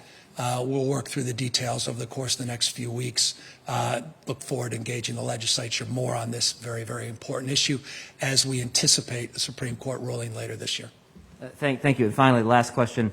Do you support the plan that was introduced by some Democratic lawmakers earlier this month that would pay for single payer by raising taxes by an estimated $163 billion? No, I have not read the plan. You saw my proposal today is universal health care, first in the nation, You've seen my strong advocacy in this space. I laid out what I've been proposing over the last few years and the components of moving in that direction and the need to understand more fully and comprehensively an approach and strategy, the tax incentives that I've laid out in this year's budget, including $5.5 billion in tax credits for research and development.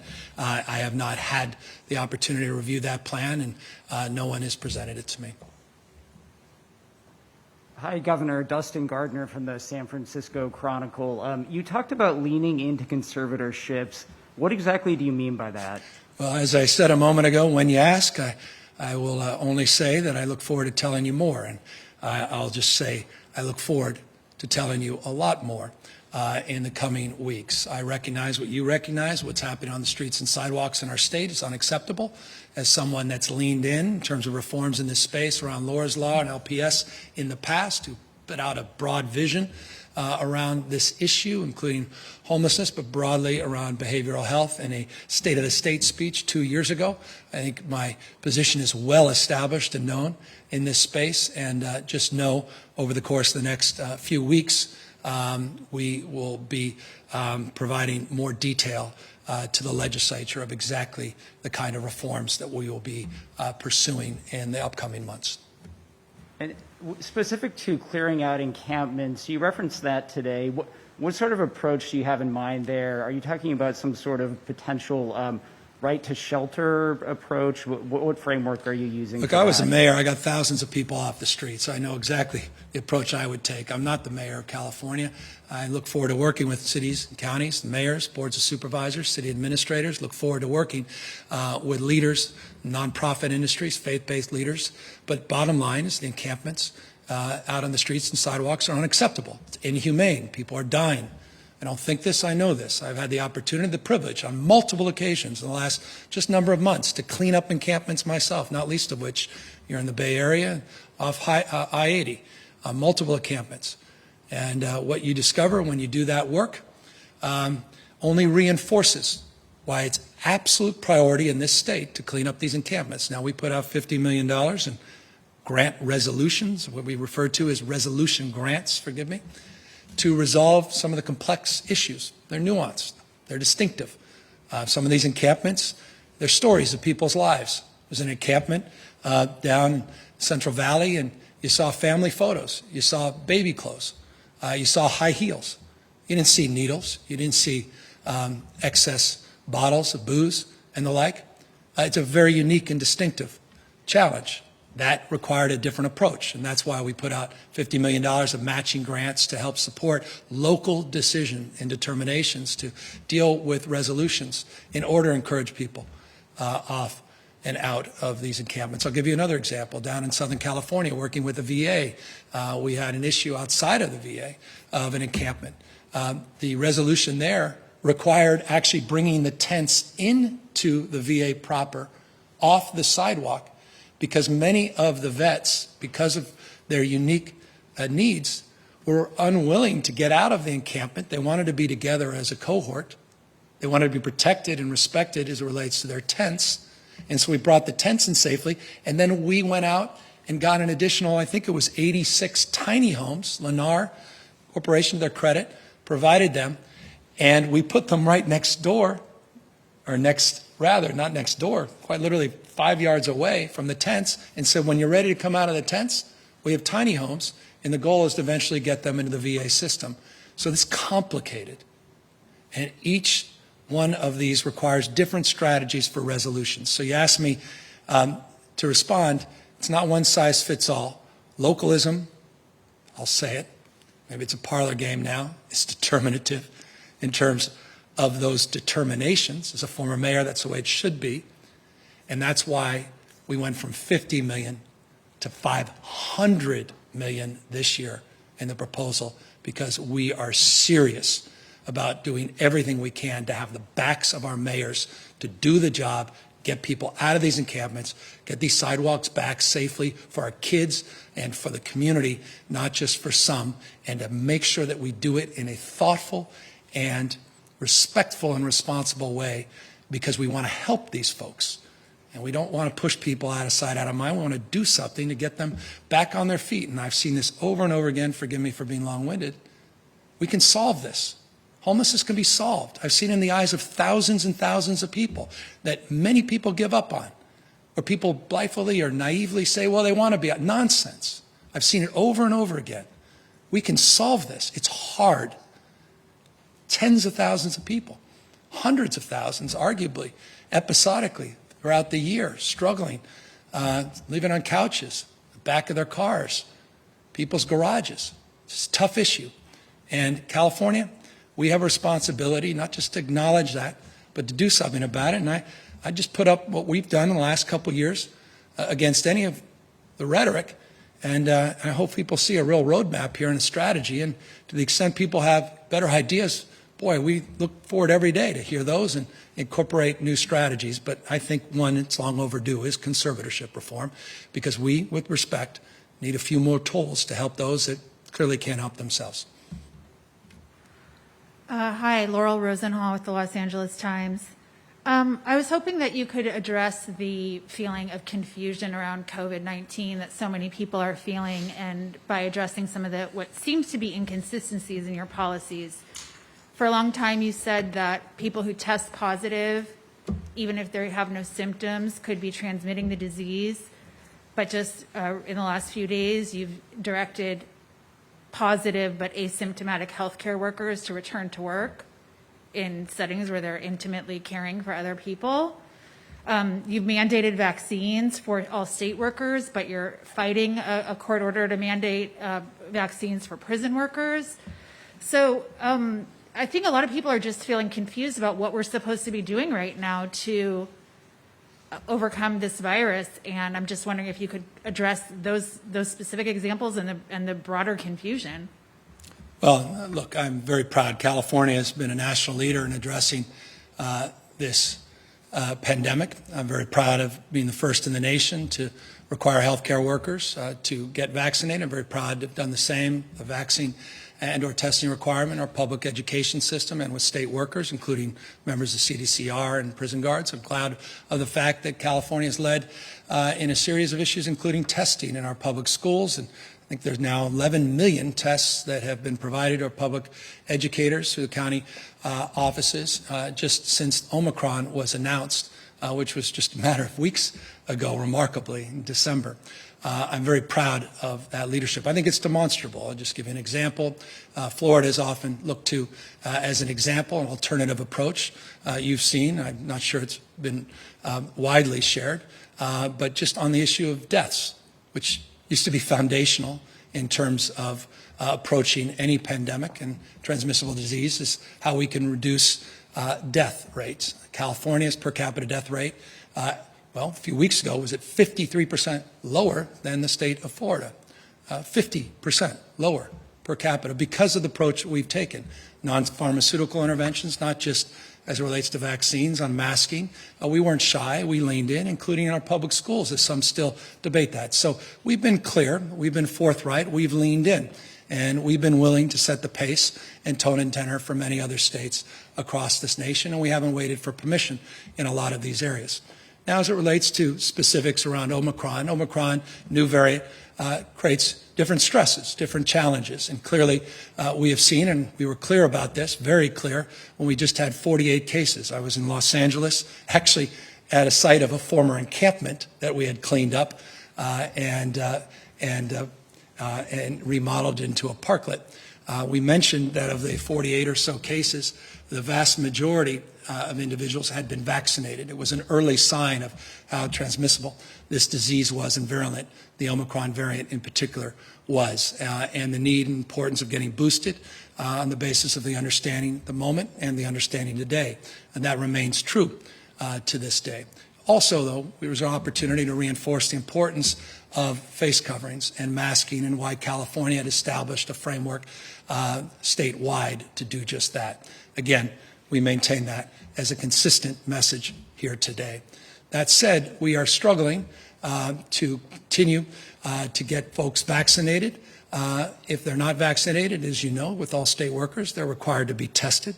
At CDCR, we are currently 69% of our CDCR staff, 69% have received their vaccines, 2% at least one dose. We're making progress, north of 70%. Those that have not get tested twice a week. Those that are not vaccinated get tested even more at facilities that have had larger outbreaks. In the state, we're at 75%. We still have work to do, specific to your question, as it relates to state workers, to get them vaccinated. Those that do not, as you know, it's a mandate to test if you're not vaccinated. We continue to do more on testing. We're making progress with CHP. We've got work to do with CAL FIRE. We've been very transparent about this, and we continue to lean into this space. I'm very proud today. All the schools in the state of California are avail themselves to be open for in-person instruction. That's foundational. It's something that we're deeply supportive of. As you know, I believe this state was one of the few, if only, states where all of our related educators put out a statement of intent a number of weeks ago, the importance of keeping our kids safely in school and in-person instruction. And so testing is important. We've got to get more tests, but 11 million tests have arrived, 9.2 of the 6 million we said we would get. It was a struggle. I don't know what others did during the holidays, but I'll tell you what our team did. They were there at warehouses. They were waiting for planes to arrive. They were dealing with logistics from trucks that couldn't make it from Florida. But they worked hard, and I'm proud of them for getting those tests in at a time when no other state was even lifting a finger to do anything along those lines, though good intention. They just don't have the tests available. In some cases, we were competing with the federal government for the same. So we're leaning in. We're continuing to work hard, but we're mindful. I want to take a look here at this chart because it's an important opportunity to message something that I'll be talking a lot about this week. Here's the reality of where we are, and this is more important, perhaps, to people than anything that I've just stated. Where are we? Where are we going? And when is this thing behind us? Now, no one can answer the latter part of that. As we know, we've all been humbled by this pandemic. But here are the difficult and challenging realities.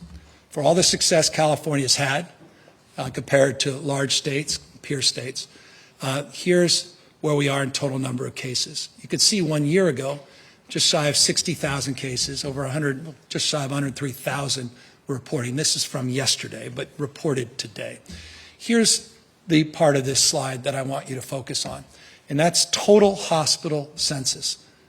We're almost, and we anticipate by the 14th or 15th, just in the next few days this week, that we'll be at a higher total hospitalization census than we were at the peak of this pandemic early last year.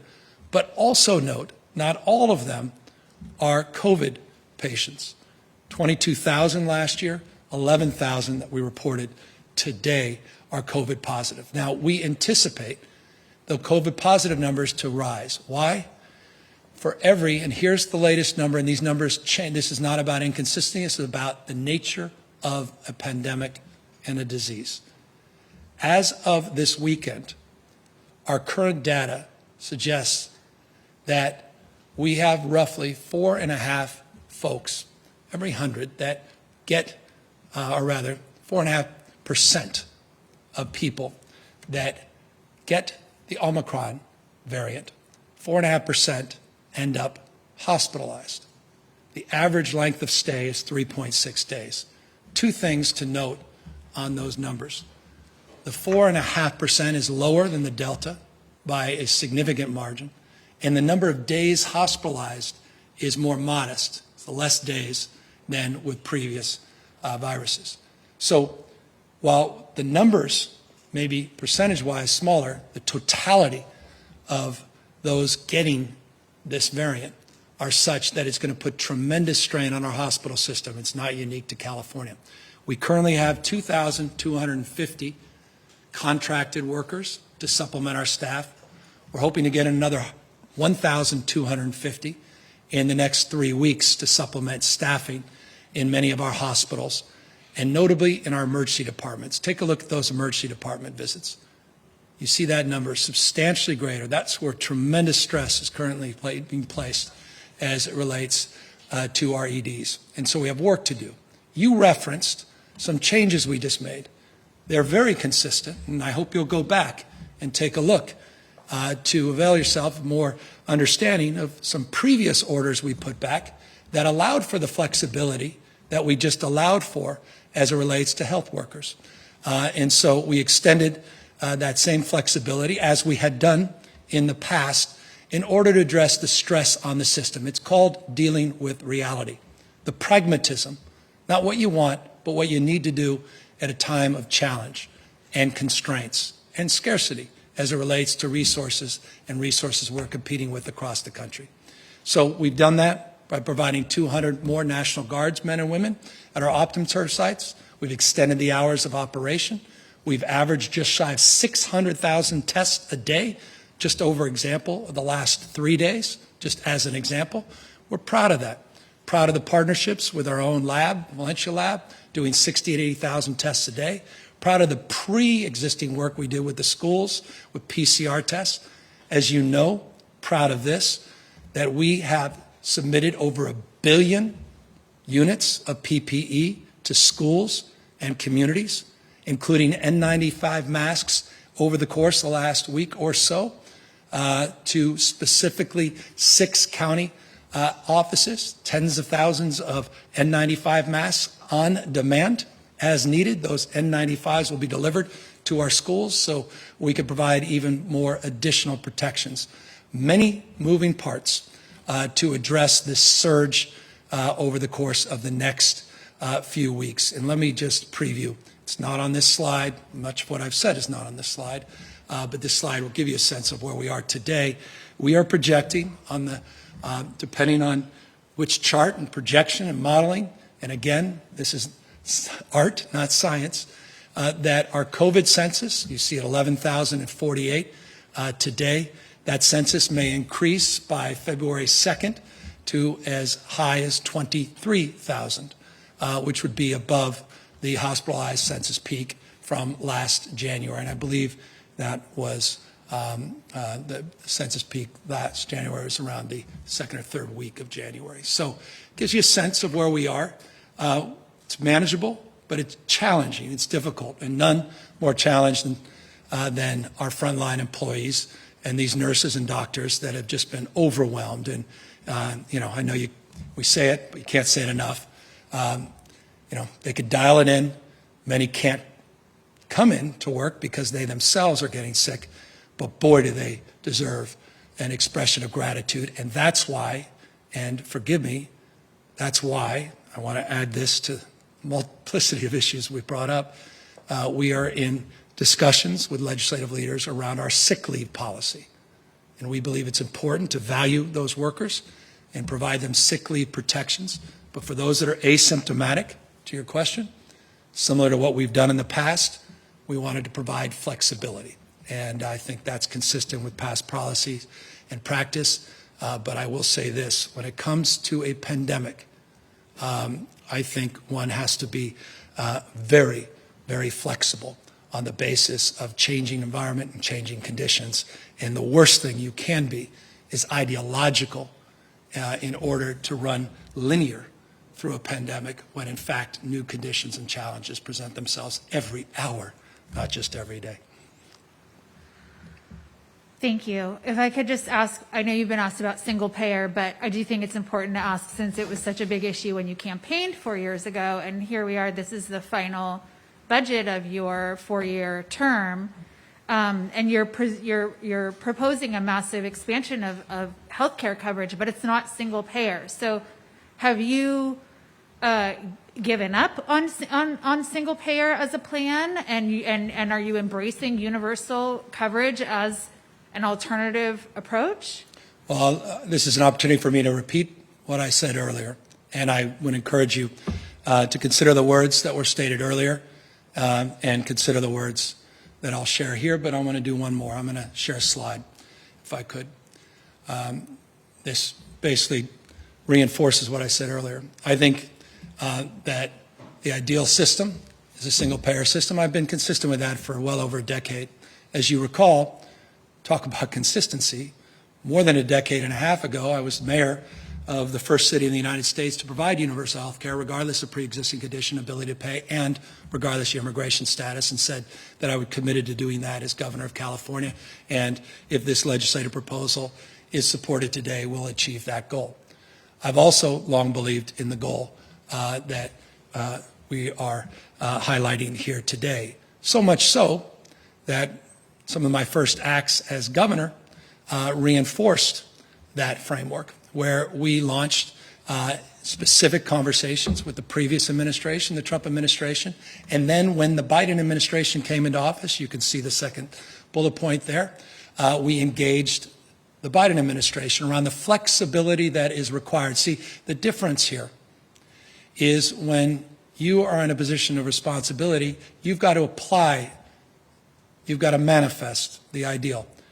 This is hard work. It's one thing to say, it's another to do.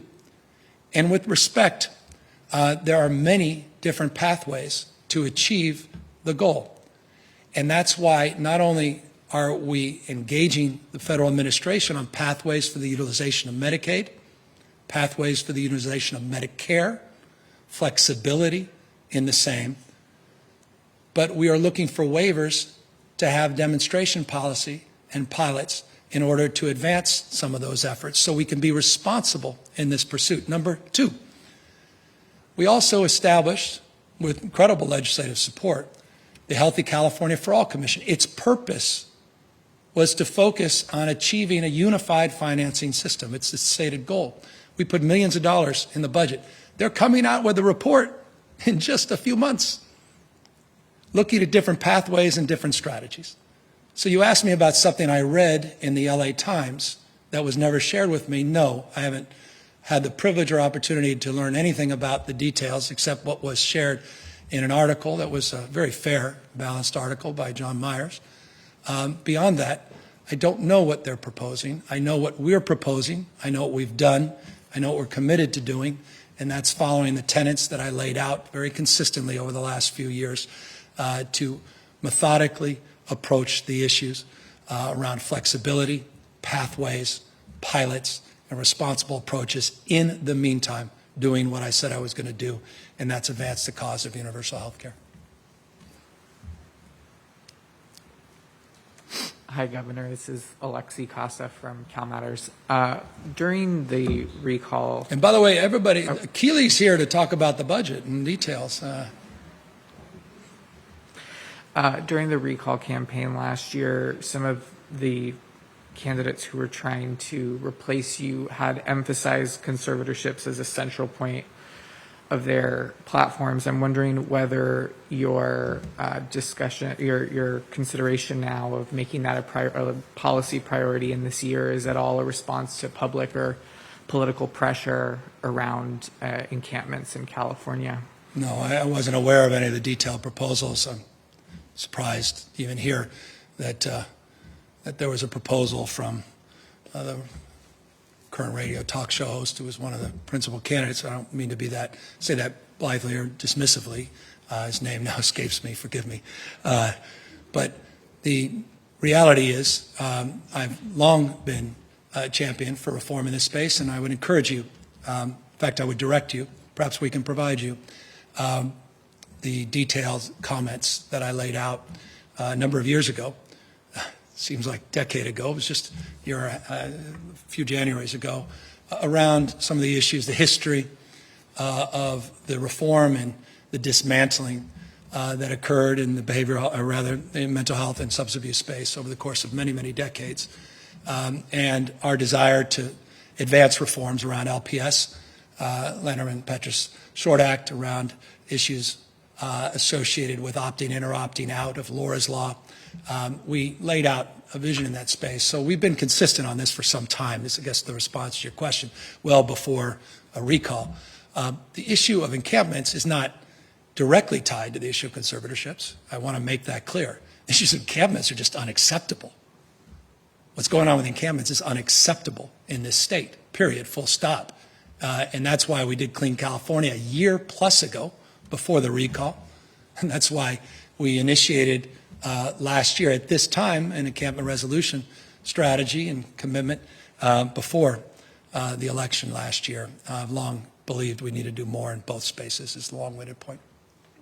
Comments today, briefly touching on that proposal, and obviously we won't discuss the details, but you seem to tie them together as a strategy to deal with the encampments, to give the state more of a role on conservatorships to force people into treatment and out of these types of encampments. Well, it's an opportunity then, if that was, and forgive me if I was directly tying it was not my intent to directly tie it to encampments. It's to talk more broadly about what's going on in the streets and sidewalks.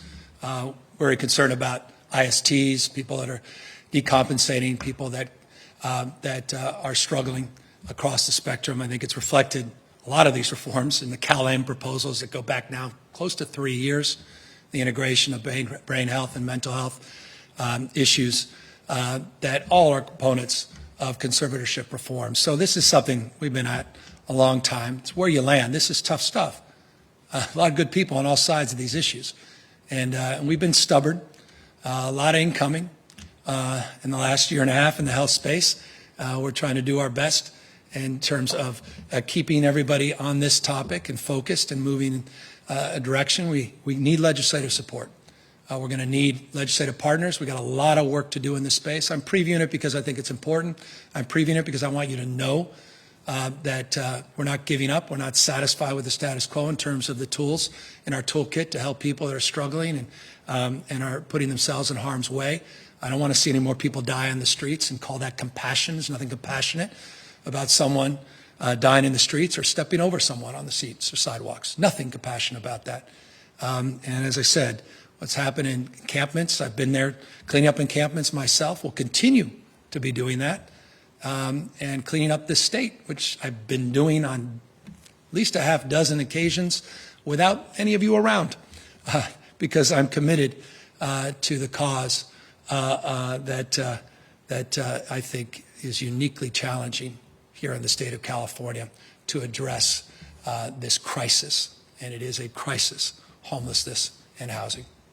And then can you just clarify this $2 billion for homelessness, housing in the budget proposal today? Is any of that for more permanent units? And with all of the investments over the last couple of years, how many permanent new units of supportive housing does your administration estimate you'll ultimately get to and all of that funding? Well, the goal is, and I'll give you the exact details here in one moment, but the goal is we have a numeric goal in terms of housing, and we laid that numeric goal out last year, and we are now adding to that numeric goal. If you can see right here on the slide, that the numeric goal for, let me get this correct,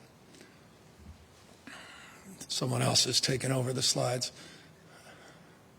Here we are. So 44,000, specific to your question, 44,000 units was in part of the comeback plan. We're talking about an additional 11,000 units. So the numeric is 55,000 total new units and treatment slots, to your question. As it relates to new money, I'll remind you, and it's why I put this slide up, to remind everybody the multi-year commitment. There's the 55,000 new homes and treatment slots. But as it relates to the specific investments, these multi-year investments, there was specifically about almost $3 billion laid out for behavioral health housing, specifically in that space. What we're offering this year is additional money to find a bridge to the permanent supportive housing. And that's tiny homes, that's procuring treatment and health slots and shelter slots in the interim. So the ideal is the permanent supportive, but in the interim, we've got to do more to provide rapid rehousing and other supports that are part and parcel of that $1.5 billion package. I'll have our team walk through the details of what's eligible for the dollars. It's been well thought out, but it is a bridge solution to the larger package. The $12 billion from last year is ultimately implemented over the next number of years. Governor, Nicole Nixon with CAP Radio. Why wait until 2024 to fully expand Medi-Cal, especially since we're in a pandemic that is disproportionately hitting undocumented workers? I believe the expansion for 50 and over was passed last year and fully implements in a few months. So why a longer timeline for full expansion? Well, I want to just acknowledge we're doing something no other state's done. I want to acknowledge the fact that the state has not been shy, and we've led in terms of the expansion for everybody 0 to 26, regardless of their status, which was one of the first things I did as governor last year. The May revise included everybody, all our seniors, and work with Senator Razzo and others to refine that. We set aside the dollars. We balance for multi-years. We have challenges with implementation like anyone does at a scale and scope of California. And we think over the course of the next number of months, as we adjudicate the merits and demerits of this, and recall, budgets are approved through a fiscal year. So it'll be the middle part of this year before the dollars present themselves, and then it'll be just a few months before the implementation, and that lands quite nicely in January 2024. So it's a long-winded way of saying we think it's appropriate considering where we are, and I couldn't be more proud of the fact that we're doing something no other state has done before. And then I had a quick question on wildfire funding. What is your administration doing to ensure that CAL FIRE, one, even has the capacity to spend this type of money, and two, that it is being spent wisely on projects that can most effectively mitigate fire? Well, I think one of the great things about being governor is recognizing my role and responsibility in relationship to the role and responsibility of the legislature. And I think it relates to oversight and accountability. The legislature plays a big role in that, and I applaud and compliment that role and continue to support that role. That said, we have a unique responsibility ourselves as agencies, and I'll be appointing a new CAL FIRE director in a matter of, well, very shortly. I'll leave it at that. I'll be announcing a new director, and I can assure you this individual is well-versed not only in the challenges but also the opportunities at CAL FIRE and accountability in terms of producing results and investing your tax dollars wisely and thoughtfully. But here's what I would say in addition to all of that, and I think it's important. I highlighted it in the presentation. We put out a detailed plan in terms of fire prevention.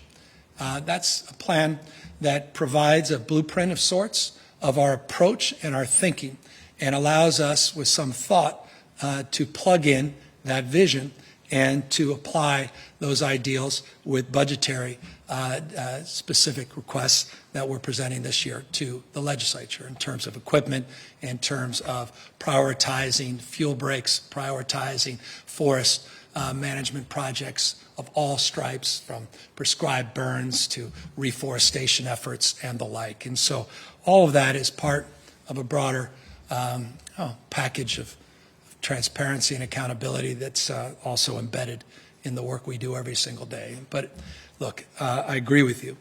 This is a significant amount of money, $2.7 billion over 2 years. CAL FIRE and their respective agencies at OES haven't had these kinds of discretionary resources, or at least resources of this magnitude, in the past. And you're right to highlight this point, the importance of making sure the dollars are spent wisely. That's our collective job. Hi, Deborah Kahn with Politico. Question on the local control funding formula. You're proposing to adjust the way that schools calculate attendance levels. Is that a compromise instead of just moving to an enrollment-based calculation like the legislature has proposed?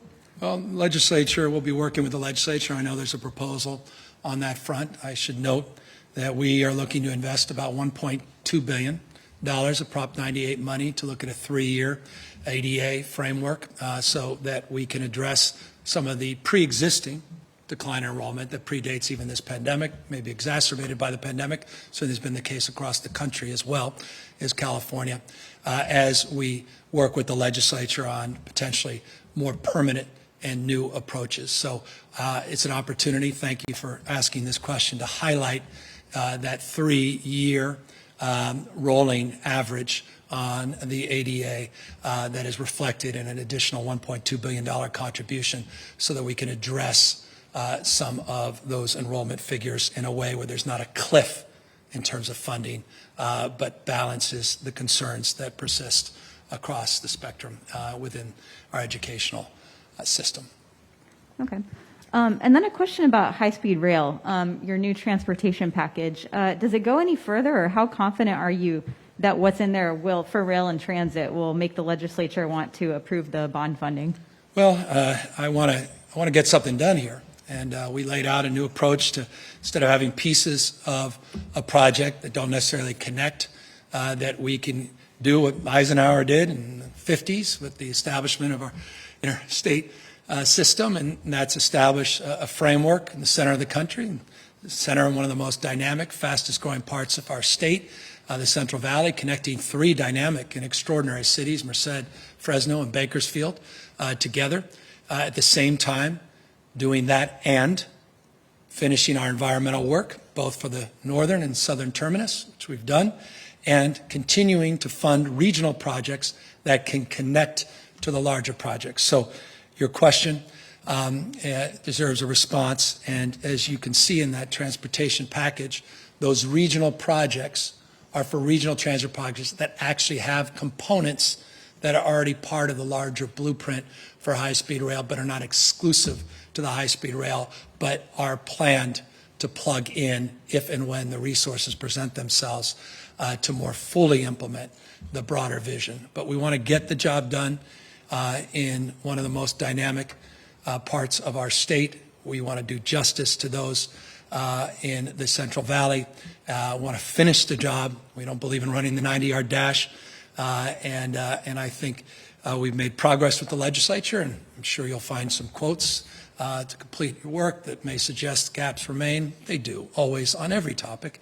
But we've made progress with the legislature, and I think they'll look very favorably, I hope, at an unprecedented $9.1 billion additional transportation package that I'm really proud of, that I think addresses a lot of their specific priorities as well. We were very intentional in what we included in that package. Okay. And then one question about your proposal to defer the gas tax increase with inflation. Has that ever been done before? I don't know. I've just been here 3 years. I'll leave that to the historians. HD was here 1850. And so he'll walk through and you can regale you with the 5 or 6 perhaps other times. I'm not aware. There's some trade-offs there, though, right? I mean, you're deferring, you're not getting some SB1 road repair money, but it is a regressive tax. So can you just talk about kind of the trade-offs there? Yeah, well, because California is as resilient as it is, because we have the fastest growing economy of all Western democracies over the last 5+ years, because we've done a little better than many in terms of addressing the pandemic, and as a consequence, our economic output is strong, and as a consequence of that, our budget's running really just extraordinary back-to-back surpluses. We are able to backfill that loss, as you referenced. So we're able to do that, and so that would be how I respond. No trade-off in this respect will make full those agencies that would otherwise avail themselves of the $523 million. Again, it's an estimate on the basis of what, a 5.6% inflationary adjustment on July 1st. Again, the experts will come up and they can adjust that inflationary number if I'm off by a bit. Hi, Governor. Anita Chabrier with the Los Angeles Times. I just wanted to go back to reproductive rights for a moment. It looks like there's about $60 million in your proposal for reproductive rights, $20 million for training providers, $20 million for subsidies, and $20 million for increasing security around infrastructure and facilities. Do you see that commitment going forward regardless of what the Supreme Court does, or is it something that's reactionary? No. And can you tell me how concerned you are about threats if California does become a sanctuary state? Well, I don't know about threats. I see it as opportunities. It's devastating because the threat to women's lives all across the country will be put into peril.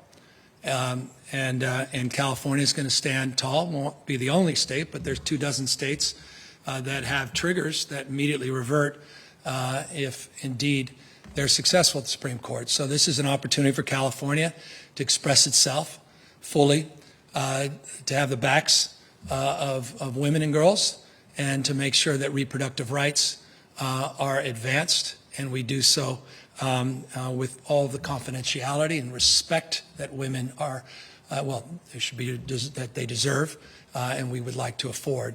So the answer to the question is no. I hope we can continue to expand opportunities for reproductive rights, regardless of what the Supreme Court does. I hope that we can continue to look for efforts and opportunities to expand the workforce and provide flexibilities and security for our providers across the networks. And no, by no stretch, I want to make this clear, are we done, even between now and May. I'm looking forward to working with the legislature and working with our partners in this space. I can assure you the May budget will reflect even more support, and regardless of what happens, I hope in future years we'll have the opportunity to do even more still to respect women, protect women and girls, and continue to provide their constitutionally protected rights, regardless of what a few members, extreme members of the current makeup of the U.S. Supreme Court opine. I'm going to jump to behavioral health. You've pointed out a couple times how decimated our system is for mental health care. It presents a really great challenge, not just in terms of providers, but facilities. Without going into conservatorships, what's your overall vision for what you want to provide in California for mental health care? Are we looking at community-based care, an expansion of hospitals? How do you see it working, and what's practical? Well, I would refer you to the very detailed, and my gosh, when I say detailed, it's a slog, and I'm proud of that, detailed vision we laid out in our CalAIM proposal, which is foundational as it relates to provider payments, as it relates to the integration of brain and mental health, as it relates to whole person care approach, as it relates to community-based, culturally competent care, as it relates to incentivizing prevention, as it relates to treating brain health early before you punish it later, as it relates to justice-involved populations.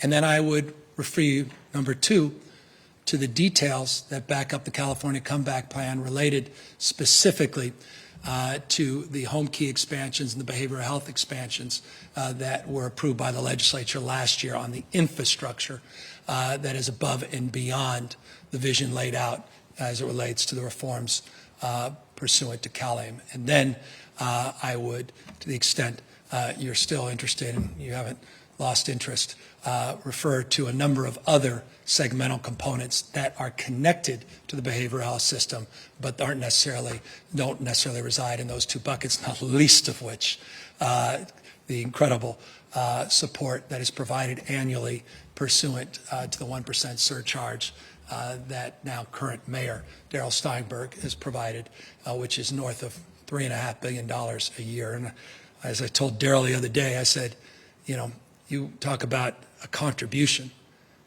You could be someone worth one of these billionaires worth $100 billion saying, I'm going to give all that money away, or you could have done what Darrell did to set aside billions every single year to the most vulnerable Californians as a set aside for all the years he has. Boy, talk about a life worth living and a life well lived. And so we look forward to making sure those dollars are well used as well. More reform in that space forthcoming. Good afternoon, Governor. Thank you for being here. Colby Bermel at Politico. I want to follow up on your answer to the rooftop solar question. You said that more work needs to be done on the PUC's proposal. Can you please provide any more details on what needs to be changed? And are you worried that cutting installation benefits and imposing a monthly fee will hurt the solar industry and customers who want to install panels? Well, I think on the basis of the latter part of your question, by definition, my assertion that we have work to do suggests and implies that just that we have work to do. So I'll leave it at that. We're many parties, many conversations, lots of balls in the air, a lot of work in that space. More on that very shortly. But I think my answer says, well, at least responds to the latter part of your question. Do I think that changes need to be made? Yes, I do. I get two other quick questions. Thank you so much. Your former energy advisor, Alice Reynolds, is now the CPUC president. I wanted to know what you've tasked her with in terms of the PUC's mandate going forward on the various energy issues facing the state. I've tasked her to use her intellect, maintain her independence, to advance her integrity, and to use her best judgment in all deliberations pending and forthcoming at the California Public Utilities Commission. Beyond that, nothing more. I don't require litmus tests on details related to things pending or forthcoming. I appoint people on the basis of their character and their values. I've worked with her for 3 years through some of the most challenging and vexing issues you may recall. Seems like the black and white movie days. We were dealing with the largest investor-owned utility in the United States of America that was in bankruptcy. We had the prospects of financing drying up for the other IOUs in the state, the impact on our CCAs, our entire energy sector, potentially at peril, not least of which as it relates to solar and storage industry. She did a magnificent job stewarding a process with the legislature. I want to thank all the incredible legislative leaders, Holden and others, for their great work in that space. That's was all the audition she needed to take the reins as chair of the PUC. Thanks. And my final question here is to ask about cannabis. And the proposed budget says that the administration supports cannabis tax reform and plans to work with the legislature to make modifications to California's cannabis tax policy to help stabilize the market. And my question on that is, can you provide more details on what kind of tax reforms you want to see? Well, always at peril, and I appreciate and thank you for your question. I hope you can appreciate a lot of good people have difference of opinion. Let me put up a slide just in terms of just providing additional bullet point. You may have seen it, though you're a little ahead of perhaps most that got through 300 pages, but we're projecting about $387 million of revenue in 2023. Now that assumes existing tax rates. So to your question around reforming tax policy, that has an impact on the 60%, 20%, 20%. You may recall the allocation of this tax revenue primarily goes to child care, youth services, land acquisitions, and law enforcement. And so we've plugged budget components on the basis of an estimate in January, $787 million. So any reforms, to your question, need to consider the impacts of revenue, impacts to those categories of funding and investments, how that gets offset, how we augment that support. It should consider different components of the industry, and reforms have been offered aplenty. And so I'll just leave it at that, except to say there was intention by having that language in the budget. It is my goal to look at tax policy to stabilize market.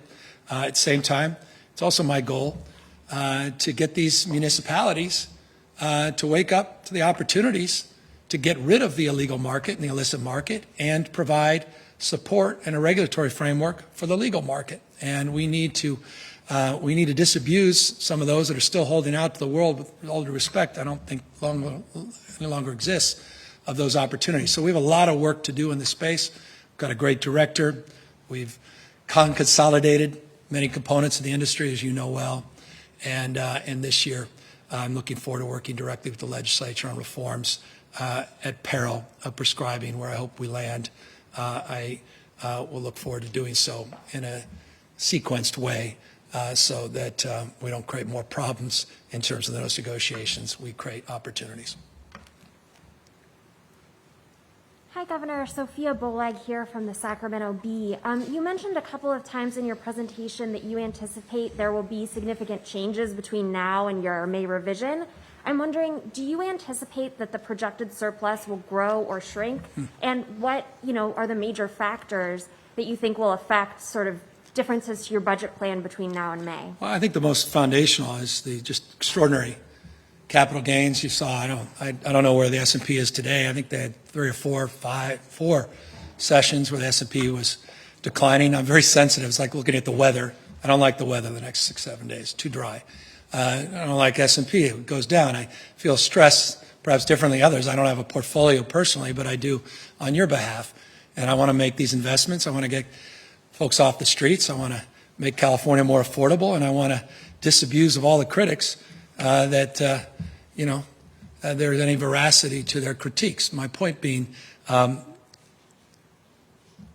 perhaps the most important determinative is what the Fed does, what the central banks do in terms of our fate as it relates to the tax structure that we currently have in the state and the volatility that is foundational and component of that policy because of our reliance on a small number of taxpayers and over-reliance often on the capital gains. That said, I'm not naive to this point, quite the contrary.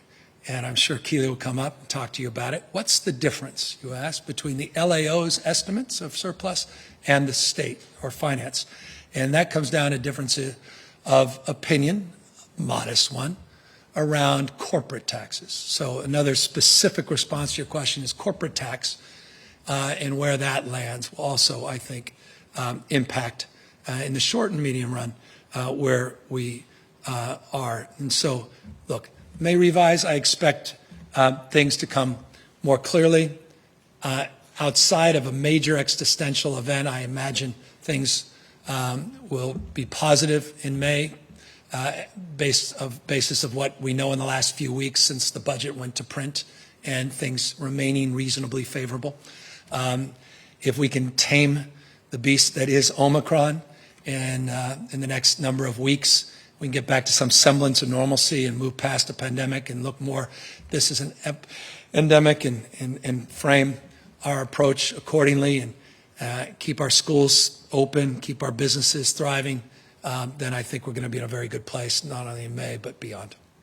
How concerned are you that, we won't be able to get past Omicron quickly as, we're all hoping, and what effect would that have on the budget?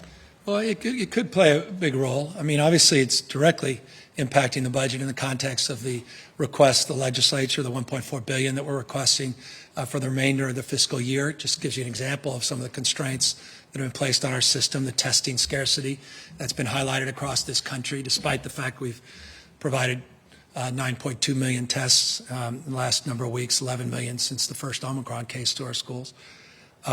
So yeah, that is a wild card. And it's not just Omicron. I told you last year, I said the word of the year was humility. We're starting with that same word in mind in 2022. You don't know what you don't know. There was someone who sent me some detailed information. I called last week. I said, what is this new Delta/Omicron variant? And there's some hybrid variant. I remember a year ago, we were tracking over a dozen variants. We had 2 West Coast variants that we were tracking. So this is it's a challenging time for all of us. No state poised to do better to manage it, as difficult as it may be, as circulinear as that approach may be in terms of our day-to-day responses. But I'm confident in this blueprint. I think we're being thoughtful in the January presentation.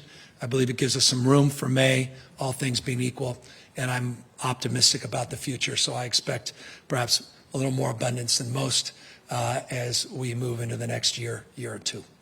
Thank you. Thanks. Hi, Governor. Ashley Zavala with Nexstar Media Group. Just with the impact Omicron is having right now on our workplaces, just period. I know there's a lot of questions about the paid sick leave, and do we have a bill number for that yet? Will it be backdated? How soon would you like to see this implemented? Because I know it's probably needed right now. Yeah, that's again the right question. Cannabis question's the right question. Paid sick leave's the right question. Questions around rent relief, the right question. We are in the process working with legislative leaders on all of those to figure out exactly where we land. So bill numbers aside, those negotiations are underway at the highest level of leadership. And again, let me applaud the pro tem and the speaker for taking the mantle, as they did with many other critical things throughout this pandemic. And our staffs are working closely to figure out where we land. I'll just offer, as an aside, it's too much information. I hope my time's almost up. We'll get finance here if they're still here. I hope you're still here. There's the sick leave we put together in the past. There's different criteria now as it relates to new OSHA standards federally, statewide, as it relates to isolation and quarantine requirements that have changed compared to where we were the last time we established the sick leave frame. There's some that want tax credits or grants. There's others that want to exempt those that were not exempted before in terms of the size of the number of employers that with number of employees, or those that want to expand it further. There are a lot of considerations, long-windedly. But I'll tell you, this is a top priority for me. Sick leave, getting the detailed answer to your question. I know it's deeply held top priority of the legislative leaders and of all of those that would benefit from it, particularly our frontline employees, particularly all of those that put on a uniform every single day to take care of our loved ones, in some cases taking care of many of us that have struggled and suffered through this pandemic. And those are the people we're doing this for, and we recognize they want an answer to that question, and quickly, and they deserve it.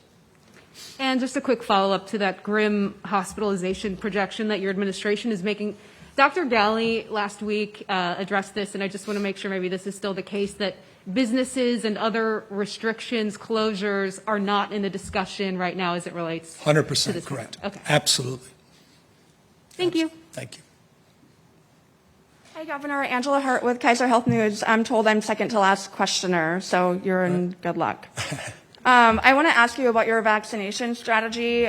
You've pushed vaccinations and dedicated more money to increase vaccines across the state, but your messaging has caused tremendous confusion, and some in public health even say it has perhaps given people an excuse to not be vaccinated, as you have regularly publicly discussed personal belief exemptions and religious exemptions. I want to ask you if you're willing to ban personal belief exemptions in schools, and if you're willing to take on religious exemptions in workplaces. And beyond that, on a larger level, what do you say to people who want those exemptions? Well, I'm very proud of what the state of California has done on vaccines. No other state has administered more doses of vaccines. We've been very consistent around the importance of getting boosted. Over 50, I think it's 50.67% people now have been boosted in the state. Still have work to do in that space. Given a lot of tools, supports for new testing sites. I noted there's testing sites that exceed over 6,200, but we also are providing flexibilities and support across the spectrum for more ample opportunities and sites, more partnerships with community-based organizations numbering over 700 to provide equitable access to boosters and to the vaccines. I'm very proud of the fact California has led, and many other states followed, with vaccine or testing. In fact, federal administration followed that up on the basis of a lot of the work that we did here in California.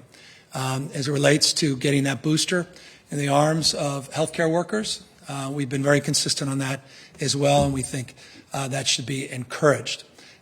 Boost and or test. Now, that said, not with the healthcare, but with our state employees as well, we continue to make progress in that space. Now, as it relates to our emergency authorization, my authority as governor of California through executive orders as it relates to public schools, I believe perhaps you're referring to that, that needs to be codified if indeed it's the decision of the California legislature to do so, and there'll be discussions around that, and we can discuss the merits or the demerits of that. We've been consistent about what my order does and does not, and that's the basis of the facts that were presented and consistently been presented over the course of the last number of months.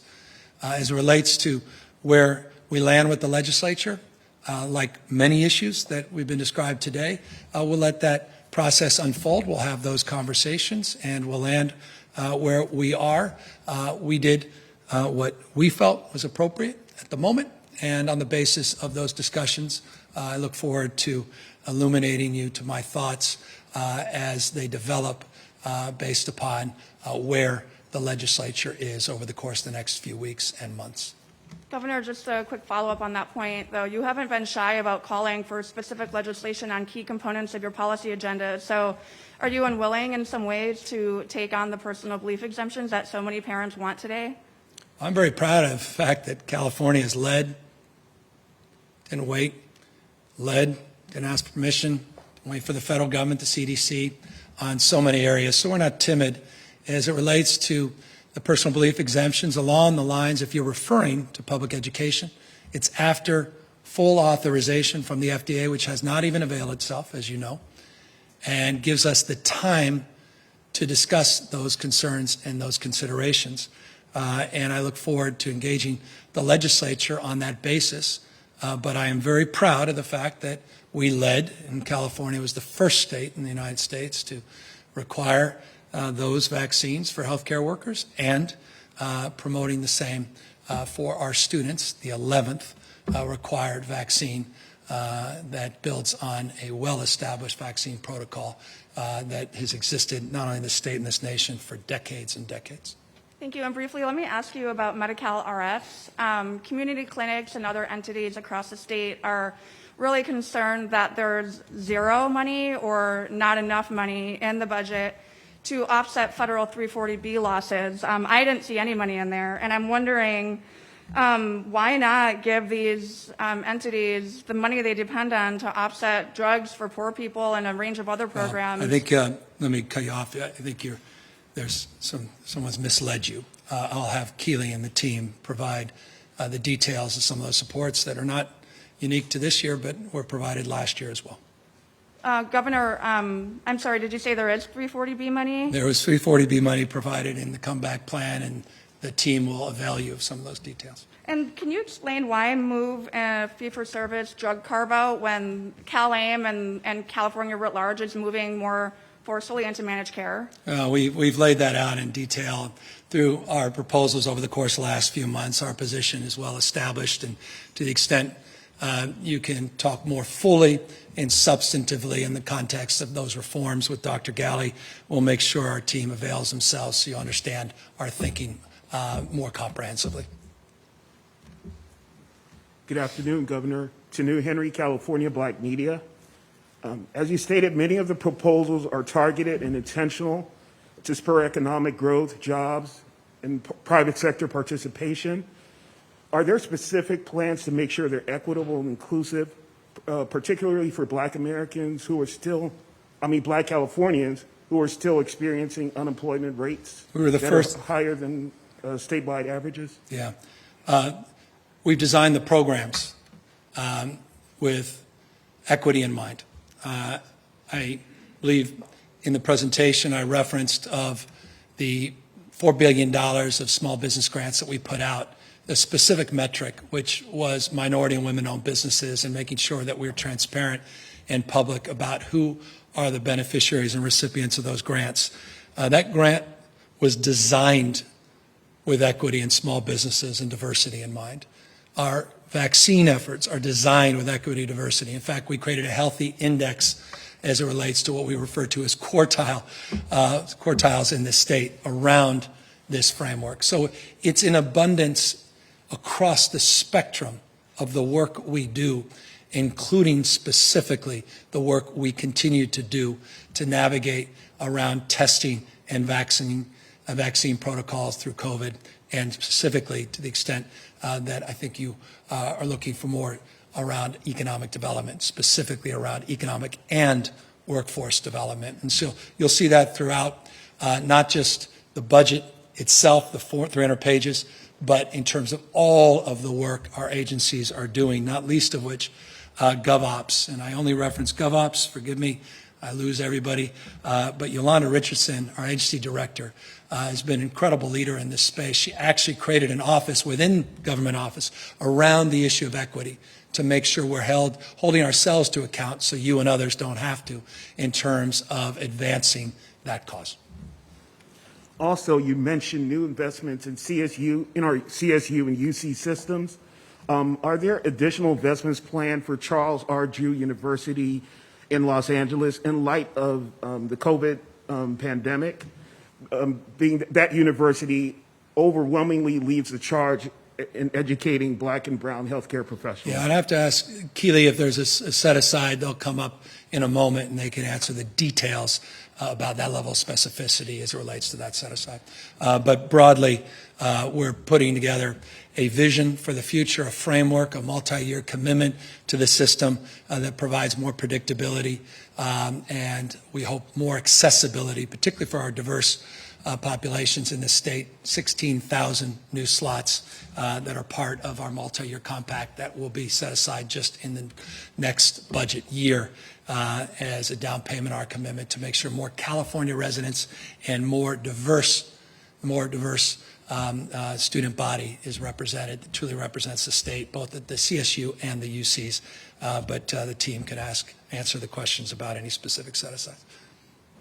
Mr. Governor, just because I'm closing this out, would you care to share with California how you prepare for a press conference like this and last with for 3 hours? Is that where we are? Forgive me, first of all. I guess better to ask forgiveness than permission. I know you guys have heard me say this, I'm wasting your time, and my wife, if she could kick me, she probably would now, because I think we're an hour past our lunch date. I don't think there's anything more important than a budget. It's a reflection of your values. I think often budgets are just sort of dialed in by executives, and I've always been bemused by that and bewildered by that, because at the end of the day, being executive, it's a very different function than being in the legislature. And so many of the things I promoted and promised when I put myself in front of the voters 3 years ago have been reflected in these budgets. And so it's a point of pride, but also a point of passion. It's the why. If you ask me the why do you do this? Why are you interested in politics or governing? It's reflected in these blueprints. It was reflected last year in the comeback plan. It's a deep point of pride to see someone that's a beneficiary of a stimulus check or a young tax credit, young child tax credit. It's a point of pride when California leads the nation and you see those policies reflected in proposals coming out of the White House.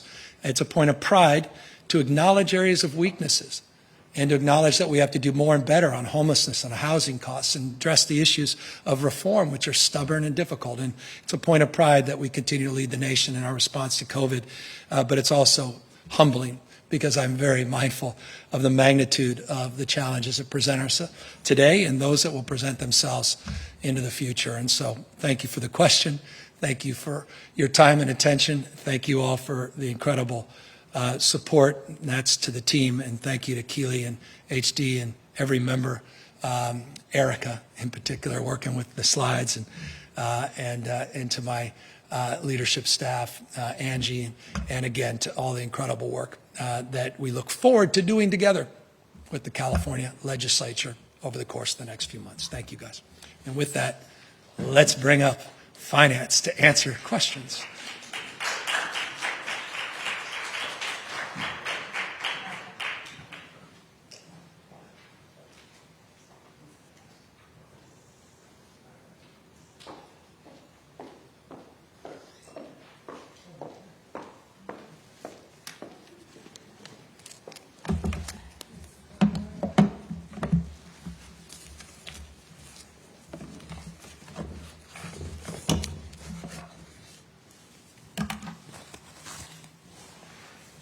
Good afternoon. Keely Bosler with the Department of Finance.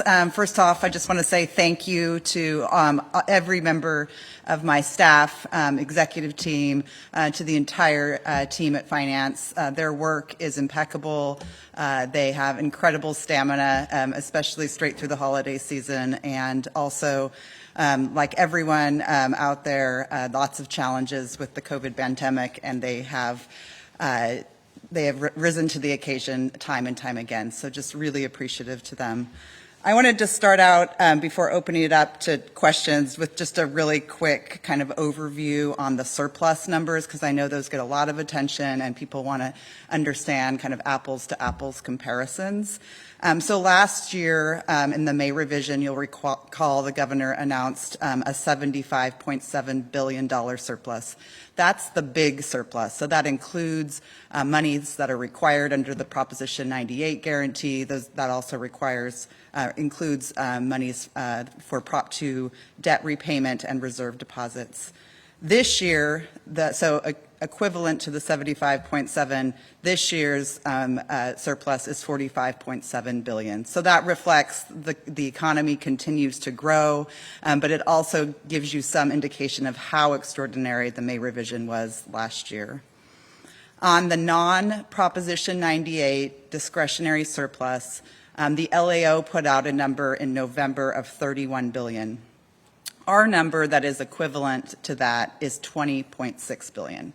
So the big differences between their number and our number has a lot to do with our revenue forecast, specifically around corporate tax. And we're working really closely with them, comparing notes, looking at all the same cash data that they're looking at. We just have differences in what we see as an anomaly related to the pandemic versus a more underlying trend. So that's the big difference there. I was going to go ahead and jump right into clarifying the gas tax issue. Governor did a great job. He had the right number. So this is the first time that we are proposing to suspend the inflationary adjustment. This was a new mechanism that was implemented as part of SB 1, the transportation tax increases under the Brown administration. And the first time we made this adjustment was actually in 2021. So this would have been this would go into effect on July 1st, but we would otherwise pause that inflation adjustment. That means $523 million less in gas taxes.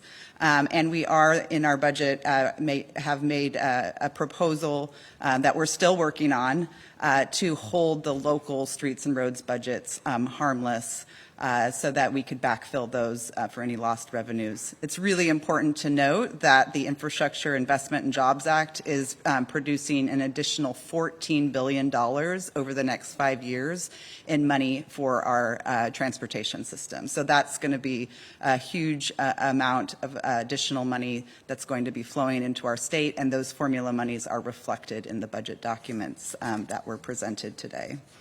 I also want to clarify on 340B clinics.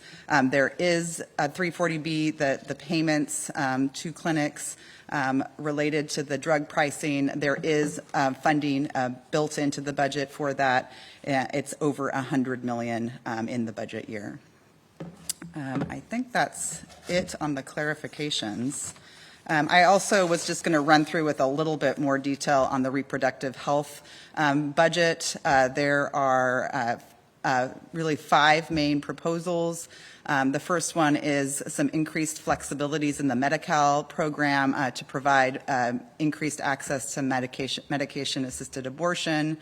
There's also expanding the HPV vaccine as part of the Medi-Cal coverage as well. There's also a proposal for funding for workforce related to reproductive health clinics of $20 million, and then an additional infrastructure proposal around clinics of an additional $20 million. There's also $20 million, again, to buy out the $1 covered California subsidies that we have to implement as a requirement under the federal rules of running exchanges. And then finally, we also make a statement about wanting to work with the legislature to further reduce barriers to abortion in managed care plans for individuals who are in managed care plans. But I'm going to just pause there, and I'm happy to answer any questions, follow-up questions on the GAN limit or any of the other components of the budget. Hi, Keely. It's Adam Beam from the AP. Question about capital gains. How much are you expecting, and how does that compare to previous years? So it's to a point where we're almost to $25 billion for the 21-22 fiscal year, and that's approaching prior peak levels as a share of the state's economy in 2000 and 2007. And I want to elaborate a little bit more on one of the questions the governor got at the end, I think from Andrea. It's, what's going to happen between now and May. I will tell you, we lock our economic forecast down at the very end of November, early December. We did not have Omicron then. So that is the impacts of Omicron, which I think are really unknown still, but could go in a lot of different directions, are not reflected in our forecasts. In fact, we didn't assume any additional surges that had marked impacts on the state's economy. We also did not build in any of the other big thing that the governor mentioned was the Federal Reserve's announcement about interest rate increases likely next year. So that was also not something that we had the benefit in our forecast.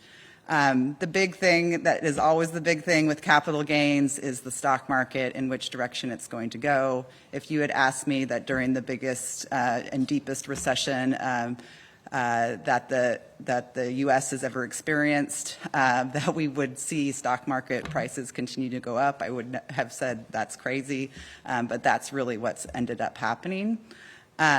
I will say that the cash data that is not incorporated in our forecast from December looked stronger than we expected.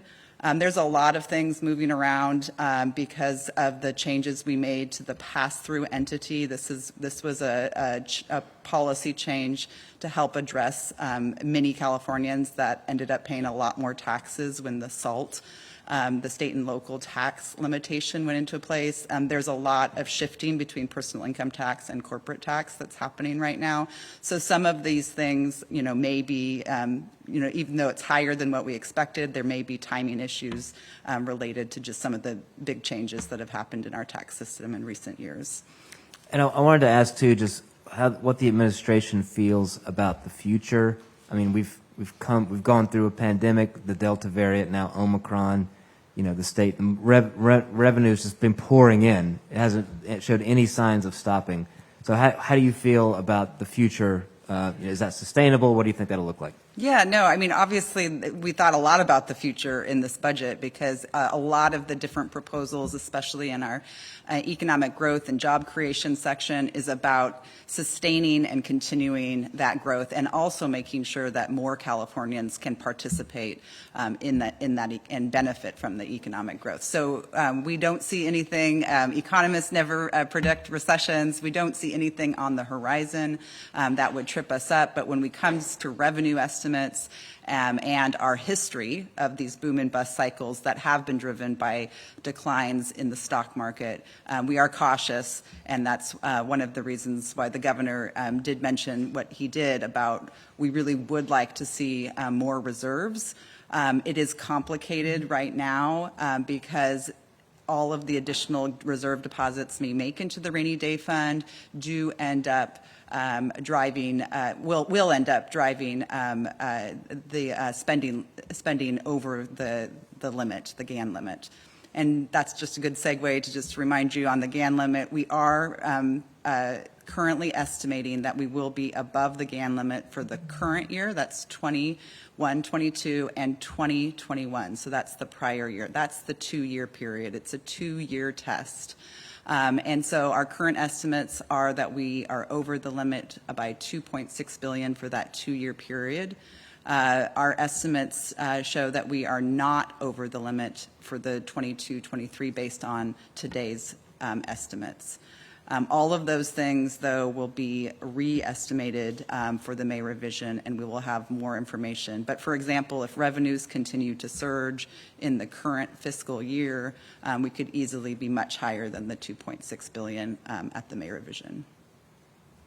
Hi, Keelia. It's Angela again with KHN. Thanks for taking our questions.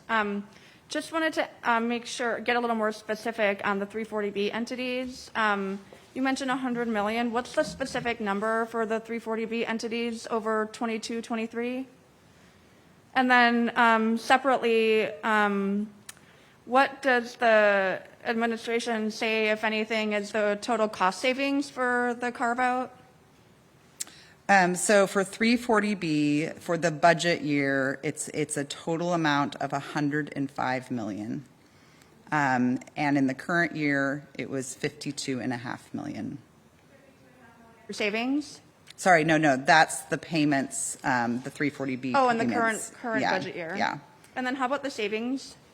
I'm going to have to get an assist from one of my team members about that.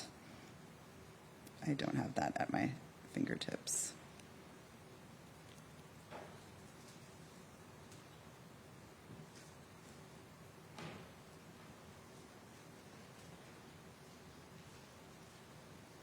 Sorry, yes. So pharmacy carve-out for the budget year, we are looking at 22-23, $414 million in total fund savings.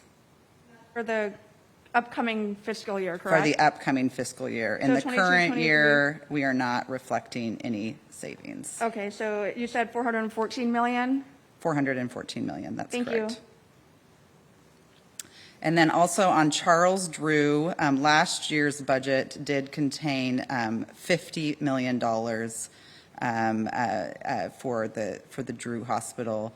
There is not additional money in this budget that's being presented today, but that was a significant investment in 21-22. Okay, you don't have to answer this right now, but if the cost savings in future years adjust, that would be good information to have. So I don't know if you have any notes on that, but. I do. I have it growing actually significantly in the out years. So 414 is our estimate for the budget year of savings, and that grows to over 800 million total funds in budget year plus one. And Next then, year? Yeah, so that's 23, 24. So the year after. You said next, 800 million? 817 million, and then grows to 827 million the year What's after 827?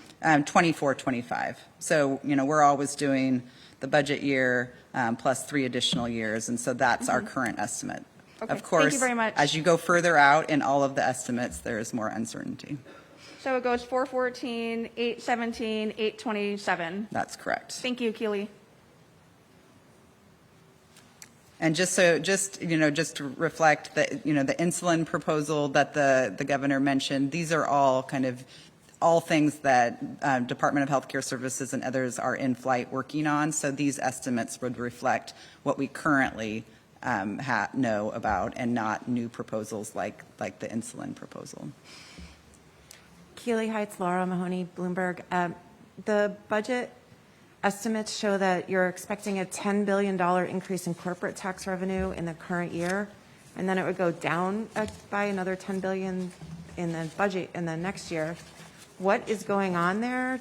Can you isolate why you're seeing this bubble in 21, 22, and why it would be going down again so much? So, the following that year? is exactly what I was discussing about the big difference between us and the LAO. I think that there is, the corporate tax is growing, significantly faster than it has in history.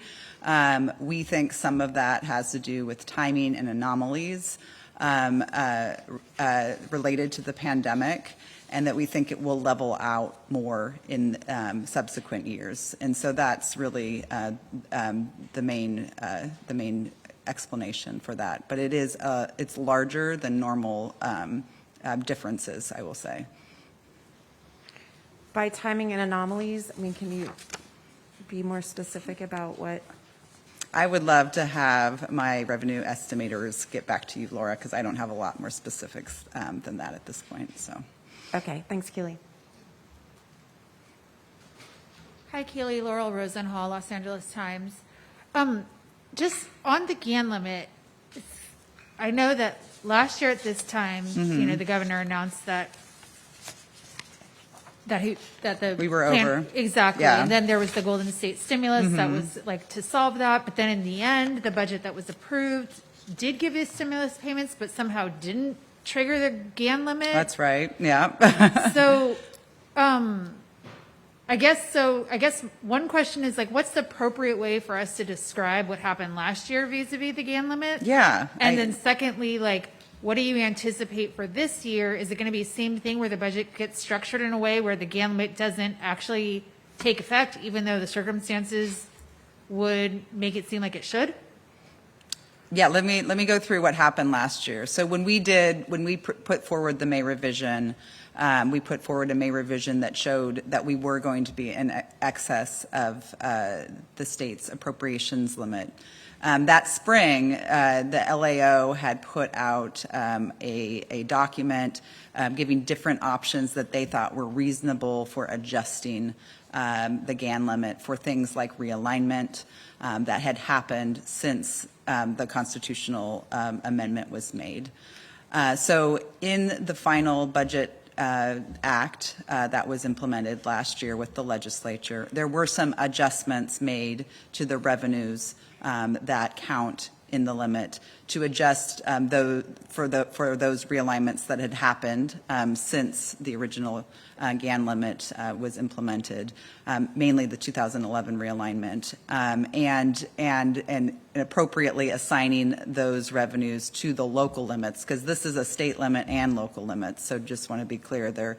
And so there were a couple adjustments like that, plus increased expenditures on emergency response, which are one of the things that's excludable from the GAN limit.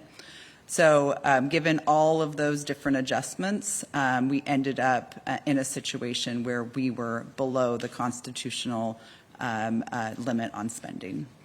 Fast forward to this year, we put together our budget based on what what the governor wanted and thought that the state needed, and we have that budget plan before you.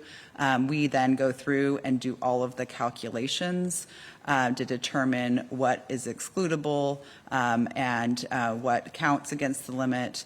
And our current estimates are that we are above the limit for again, 2021, that's the prior year that's over and done with, and the current year. We're actually significantly over the limit in the prior year, that's 2021, and we're under the limit in the current year. But taken together, that 2-year period, we are in excess of the limit by just $2.6 billion. That's really nothing on a $200 billion budget, obviously. So a revenue adjustment up, like Laura was just asking about the corporate tax, perhaps our estimates are too low.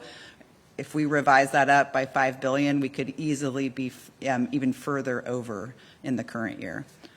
So that's how sensitive these things are, and that's why, because this is just the first estimate of this 2-year period, we'll make another estimate in May. We'll actually make the final estimate in the May of 2023. But the governor has asked us to come back and address the issue this May with proposals. So a lot of different directions things can go between now and May, but we will be back in May to address this issue. And when he mentioned something about reforming this GAN limit, that would have to go on the ballot, right? Right. Okay. So that, yes, it's Constitution, and I think the main issue is really this tension that occurs between really wanting to put a lot more money into a truly rainy day reserve that can be saved for when we do have another slowdown in the stock market, and the requirement that the Constitution sets forward that requires any monies above that specific limit to return to taxpayers and to schools. So this year, for example, we are at the 10% cap in the rainy day fund. Even if we made a policy decision to put additional monies into the rainy day fund, that counts as spending.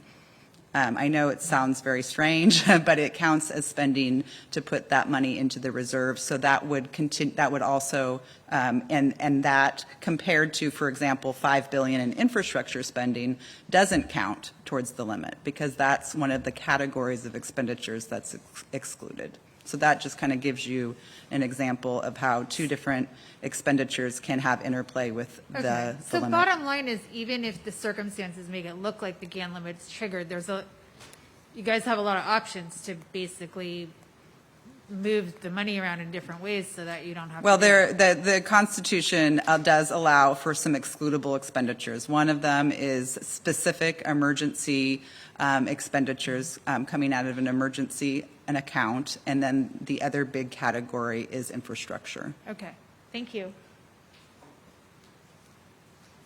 Hi, Keely. Nicole Nixon with Cap Radio. Quick question about school lunches. It looked like there was about $54 billion for last year and close to 10 or maybe more than 10 times that for universal school lunches in this budget. Is that for multiple years then, or are there other? Yeah, no, last year we had 54 million, and this year we have 596 million.